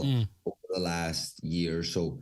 And the team has really grown so strong. With Gary McCullough there, still part of the team, Sean Foley part of the team, my management, Robert Diaz, everybody. Like, it was one of the first times that I really had that solid base, that solid full team around me. And it showed in my performance. It showed in the fight week. And what you were saying there as well, I don't know, was it this question or the previous one, Greg? But, Berlanga was the man, you know what I mean? He was the one that was hyped up. But as you seen, the first face-off, the press conference, the weigh-in, everything, the tide started turning as it got closer to the fight. People started to, yes, people were writing me off, but people seen that I was there. I meant business. There was no hanging around after the face-off. There was no There was no hanging around after the weigh-in, after the press conference. I was in, did what I had to do, showing that I was there, showing them that I meant business, and we were out the door, back to the hotel, switching off, doing what I had to do, and then getting ready for fight night. All right, just a couple of things as it relates to the fight. You seemed almost bigger than him on fight night. Was that just the way it appeared on TV, or did you rehydrate, put on a lot of weight or whatever? I just imagined him being much bigger than you on fight night. But yes, so like it's been a big conversation that has been going on before the fight and since the fight. Everybody thought that Berlanga was going to be the bigger man and everything like that, but I have been boxing at 75 kg since I was in my early 20s as an amateur. And when I turned professional, middleweight is actually 72.5 kgs.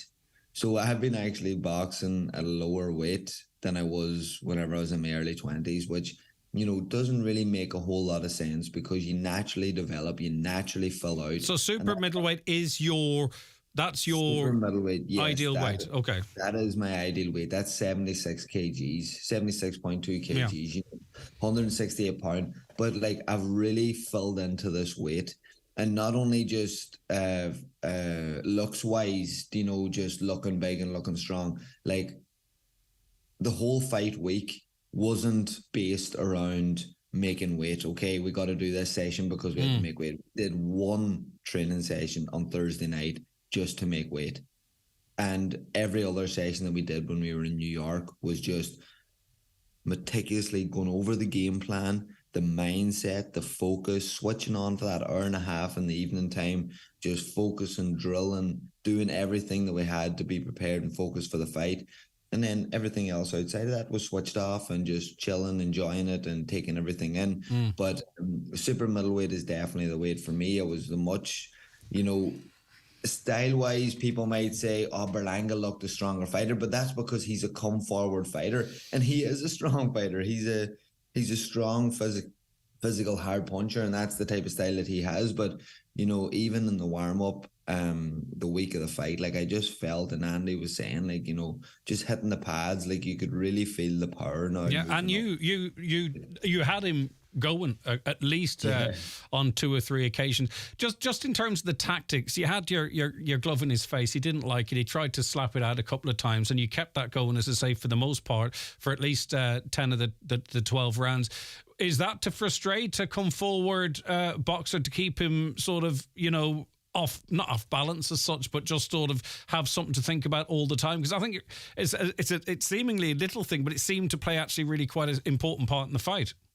Yeah, it was just something that it was kind of going back a little bit to me whenever I was kind of, as an amateur, and, people couldn't get in on top of me, and people couldn't, get crowd inside you too me much, because, whenever you have, like, they say, your jab is the key to boxing. It's the key to open up all the doors, and, having that jab, and it wasn't only really the jab, it was the stance, it was the way that we had it, tweaked to look imposing, to make him double think about always, once he made a move, he had to know that he was in danger. Like with me having my hands at that stage and having my eyes gearing down on him, like he knew that he couldn't just walk forward. He was going to get hit if he did. So he had to be willing to take a few shots, to land a few shots. And that definitely played a vital part for the fight, because he definitely thought twice. And then when I did hit him and when I did rock him, that was a key moment in the fight. When you do watch it back, contrast your corner to his corner. It's hilarious. Really, it's a very different atmosphere in the opposite. And I'll not keep you very much longer, Jason. Just in terms of your conditioning, as well, watching it, I thought, right. I mean, you weren't on your bike, right? But your tactics required, to be on your toes for much of the fight. I didn't think you'd be fit to do it. You pretty much did. Your conditioning is unbelievable. You're a young fighter, but in terms of boxing terms, do you know what I mean? You've still got plenty to go, but your conditioning something else. Yeah, it's something that, and I hope that there's young athletes, young sports people that are listening here today, because it's not all about how much you do. Do you know what I mean? Fitness can be a lot in your head mentally. Whenever you're in competition, if you're hyped up, if you're not in that flow state, if you're not in that state of being focused on the job at hand, Andy says a great one: the more you work, the less you have to work. It's like the more I was focused, the more that I was tuned in on what I was doing, the quicker the fight was going by, the more I was in control. And like, I have actually scaled my training back a little bit over the years to what I used to do, because to be honest, I think sometimes I was overtrained. Sometimes I was, a bit burned out going into fights, whereas I've really tweaked my training now. And yes, it's a big thing, in terms with Andy, the training that we've been doing, and Sean Foley here in the Finn Valley Centre, and Gary and Rafo as well there. Like with me and Sean, like we've been really working to build my frame as well to fit into the super middleweight division. So we've been focusing a little bit more on the strength and conditioning side of things, but just putting in that meticulous work. Like if you're doing the rounds in the gym, do you know what I mean? If you're doing the rounds on the bag, on the pads, a lot of people just think that they need to be doing more all the time. Sometimes less is more, if you can just keep the head and keep that nervous energy controlled. Yeah, and just two more questions. The cards had it 116, 108, 116, 108, 118, 106. There was one knockdown that wasn't a knockdown. I'm not sure. I think it was the one in the fifth, and there could have been a touchdown the other way. And I mean, yes, there were two knockdowns in the 12th, but that can only, as far as I'm aware, be counted as a 10-7. Like, do you think those scorecards are unfairly wide there? It's certainly 118, 106. I just don't like this subjective type of scoring that we're seeing now, in terms of, power punches over jabs or aggression over more defensive style. I just wish that could be normalised so we know exactly what we're going to get, because this is the third week of, as far as I would see, main card dodgy cards. Yeah. The boxing game, it is very, I suppose, it's very abstract in terms of judges. In my fight, I have to say now, the knockdowns did play a massive part in it. To be honest, I think there was only two real knockdowns. One of them was a push, and one of them was definitely a trip. Like, I tripped over my own feet. No, you could see that, yeah. And one of them, and I was very shocked. And also, there was three legitimate low blows as well. I'm not a man to make excuses, no way whatsoever. Well, my eyes watered. There was one where you were sort of off the hard side of the camera, and I'll tell you one thing. That will take a little bit of time to recover from, I think, because it was right there in the family jewels. Let's put it like that. Right in the family allowance, Jason. It was something like that they could have easily have took a point or two off Berlanga for that. Do you know what I mean? But we knew what we were going into. We knew we were going into his hometown. We knew his manager is a New Yorker and has a lot of pull over there in the New York State Commission, and we knew we would be up against it in that terms. But looking at the zone, the commentary and some of the scorecards, they actually had me up going into the last round. Oh, for sure, yeah. Scorecards. Do you know what I mean? Yeah. So, it is what it is. And I think, just going to your question, Greg, on talking about scoring, I think it should be explained, and I think the judges should possibly in the future be interviewed after a fight or told before a fight which way they're going to be judging the fight. Are they going to be looking for the aggressive fighter? Are they going to be looking for the clean punched fighter? What way is it? Because boxing is a sport that everybody looks at it in a different way. If you're landing good, clean punches, my own personal opinion is boxing is hit and don't get hit. If I hit you more times than you hit me, I'm winning. That's it. You know, And we're not talking about pouring jabs either. We're talking about, actual punches and now if you put up the power shots because of the style of his fighting, okay. Yeah. But if you're looking at jabs, it was either equal or you were ahead in that. Right, Jason, listen, I've taken up too much of your time, but I want to know what's next. And I think this is be an interesting insight to your psychology on this and where you see your career going now. Because listen, there's no doubt that performance gets you into a big marquee fight. Or there is a pathway to a world title in different directions. Do you know what I mean? So where do you want to go with your career now? Is it the big show that maybe you'll go in as a heavy underdog again? Or is it a pathway, and perhaps an easier pathway, maybe a 2 or 3 fight pathway to becoming, a fully fledged world champion? What do you want to do next? Or maybe both of those are the same thing. Yeah, it's very interesting now. I am in a really good position, and I have put a bit of credit back on my name. I got a bit of respect back on my name again, and put myself right back up there. And I was messaging Eddie Hearn the day after the fight and everything as well. We had a good conversation. To be honest, Greg, I haven't thought too much on what is next or where we're going to go next. I am going to. Obviously got married, didn't get away on our honeymoon yet, so that's the first and foremost. Now at the minute we're going to get ready to see what the crack is and where we're going to jet off for our honeymoon.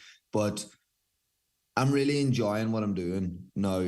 I'm enjoying where I'm going in my career, and I'm enjoying the training. I'm enjoying the dieting as well, believe it or not. I'm enjoying everything that I'm doing right now, and there's a real new sense of life about me, and I think that shows in my performances. So I believe that I am coming into probably my peak of my career now, and I know it would be a shame to maybe walk away at this stage from that. So it's something that I have to really think about now over the next couple of weeks. But the future is very bright for me. There's a lot of big fights out there. There is definitely a chance and a potential of getting that world title fight again. What about you against someone like Billy Joe Saunders and as an eliminator? I would love that. I would love to see that. Something like as soon as you mentioned that, it's something that makes me smile. And these are the type of fights that excite me, and these are the type of fights that bring out the best in me as well, Greg. The fight the likes of Billy Joe would be great. That would be, and I'd put your favourite going into that. But that's an arena fight, in Britain. 100%. And I know Katie Taylor is going to be back fighting in Ireland again in November. So, been talking to Eddie there. Nothing really said or nothing, spoke about that yet. But have I stumbled on the plot? I've stumbled on the plot, Jason, because he's looking for a good opponent for him too. So it's perfect. Same so it's stable. Definitely something that we can get excited about now. The future is bright. Yeah. Everything is looking great. So it's just we gotta just stay disciplined now, one day at a time, and keep moving on in life. Right, go on. I'll let you finish Black Mirror and book your honeymoon. Good man, fair play. Right. Appreciate that, lad. Take care. I'll send you a postcard. Yeah, God, you do it. Take care. All right, that's Jason Quigley there, and it's brilliant to be speaking to Jason off the back of a defeat. But boxing's a funny old game in that his stock has risen, and arguably Berlanga's, who was looking for big fights against the likes of Canelo and all, he's not going to get that, I don't think, off the back of that performance. But Billy Joe Saunders, Jason Quigley, for any boxing fans out there, I think. And listen, a long chat with Jason because, as I say, not everyone is into every sport, but what he did at the weekend really was a remarkable achievement, and I think it needed to be recognised. Okay, back after the break. Watch the show live now on YouTube, Facebook, and at highlandradio.com. The 9 till noon show with the Lennon Festival Remelton from the 6th to the 10th of July, bringing you the super talented Sharon Shannon on Friday the 7th. See Lennon Festival Remelton on Facebook for ticket information. We love summer at Dunnes Stores with great offers across a range of tasty treats. Enjoy delicious ice cream flavours like salted caramel honeycomb and strawberry cheesecake crunch. 2 500ml tubs for €5. Or indulge in a s'mores brownie tray bake, perfect on the barbecue or in the oven, and only $5.99. Plus, with our 5 off 25 grocery vouchers, you save even more. Dunnes Stores, always better value. Terms and conditions apply. Voucher can be used on next in-store grocery shop of €25 or more. With July around the corner, it's time to get your 232 ordered. With low finance rates, it's time to find out why Nissan is dominating the Irish market. With petrol, e-power hybrid and electric models. Call into iMotors today. We're sure to have a Nissan model for you. The enhancement to the legislation for the management of business waste means all waste collectors must now provide 3 bins to their business customers for the separation of recycling, organic and general waste, and place all customers on an incentivised price plan. Your waste collector will provide further guidance on these important changes. A message from My Waste, brought to you by the Government of Ireland. Bíonn sranga bio letrachas hartar de gúnaí agus déiteach se bheith contortach dal Gardómh. Mar sin, chur ceistart féin. Bhfuil me cínte go bhfuil se sábhailte? Bí a fear amach do ranga letrachas las tuas agus las tíos. Má bhíonn áras chur glíorn chian 8 náid 382 Seans go sábhaile se do bheatha. ESB Networks, bí sábhailte, fan glán a ranga letrachas. The 9 till Noon Show with the Lennon Festival Ramelton from the 6th to the 10th of July. Experience the incredible ABBA sensations on Saturday the 8th. For ticket information, see Lennon Festival Ramelton on Facebook. At Heron Auto Opel, we're half full type of people, which is how we come up with the Opel 50/50 finance offer. Choose from the Opel Crossland, Corsa or Mokka. Select your flexible payment option, pair it with 3 years free servicing and meet your new other half. Discover more about Opel's 50/50 offer at the Opel Open Road event. See heronopel.ie for details. Finance is provided by way of a consumer hire purchase agreement by Bank of Ireland Finance. Lending criteria and conditions apply over 18s only. Ownership remains with Bank of Ireland until the final payment is made. Bank of Ireland trading as of Bank of Ireland Finance is regulated by the Central Bank of Ireland. At On Post, we believe in giving you more power over how you bank. That's why AIB and Bank of Ireland customers can now lodge and withdraw money at any of our 900 post offices across Ireland 6 days a week. That's right, your bank is in your post office for personal and business banking alike, meaning you can bank wherever you live or work. Visit your local post office or onpost.com/everydaybanking. On Post, your money for your world. Allied Irish Banks PLC and Bank of Ireland are regulated by the Central Bank of Ireland. Are you tired of hiding your smile? It's time to regain your confidence at Blue Poppy Orthodontics. We offer a range of solutions from Invisalign and regular braces to general dentistry, teeth whitening, implants and composite bonding. And now some exciting news. At Blue Poppy, your Invisalign clear brace is now available for the same price as conventional braces and includes an attractive repayment plan. Take the first step with Blue Poppy Orthodontics, Letterkenny and Donegal Town. Call 074 974 0404. Crawford Tiles and More, Castlefin. Summer offers now on. 10% off everything for the month of June. Wall and floor tiles, all sizes from small to extra large. Brand new selection of wood flooring in stock. Over 60 bathrooms on display. Tile and bathware clearance available outside. Late night opening on Thursday till 8. Closed Saturdays. Crawford Tiles and More, Castlefin. Now, the ICSA has warned meat factories that their continued assault, as they describe it, on beef prices is having a devastating effect on farm level and causing immense frustration amongst farmers. The situation with beef prices has reached a tipping point. Right, John Cleary, Vice Chair of the Irish ICSA, that's the Irish Cattle and Sheep Farmers Association Beef Committee, joins us now. How are you getting on, John? Hi, good morning, Greg. Right. So this is, strong language that's being used here. What's the message really outside of what I said that you're sending to the factories? Yeah, well, it's interesting. We follow on, from your previous interviewer there. Maybe we should be putting on the boxing gloves at this stage ourselves. But all joking aside, yes, the beef situation in Ireland is at a very low ebb. We have always been advised to keep an eye on the Board B tracker pricing right across Europe and global price markets, and they were never as buoyant abroad, but we seem to be getting the raw end of the stick here. They have been in free fall for virtually the last 3 or 4 months of this year, and we have been sort of the meat processors in this country have been sort of advocating that continue on driving on producing beef. We need it in May and June, and never before have we been let down as bad as the last period of 2 months. Cattle that were bought in the springtime now are virtually losing money hand over fist, and even in our own situation, the last few weeks there, cattle are not even at a break-even stage. So it's very disillusioning to the whole beef producers in this country, and who knows where it's going to end, and whether it's just being geared up, for the autumn supply of cattle is coming. We really don't know. But in the northern part of this island, prices were never as good, and across the water, which we send 50 to 55% of our export into the UK, prices were never as strong. So it's very hard for farmers to understand the present situation. Well, who's squeezing? I mean, obviously it's farmers that are paying the price, but who's squeezing here?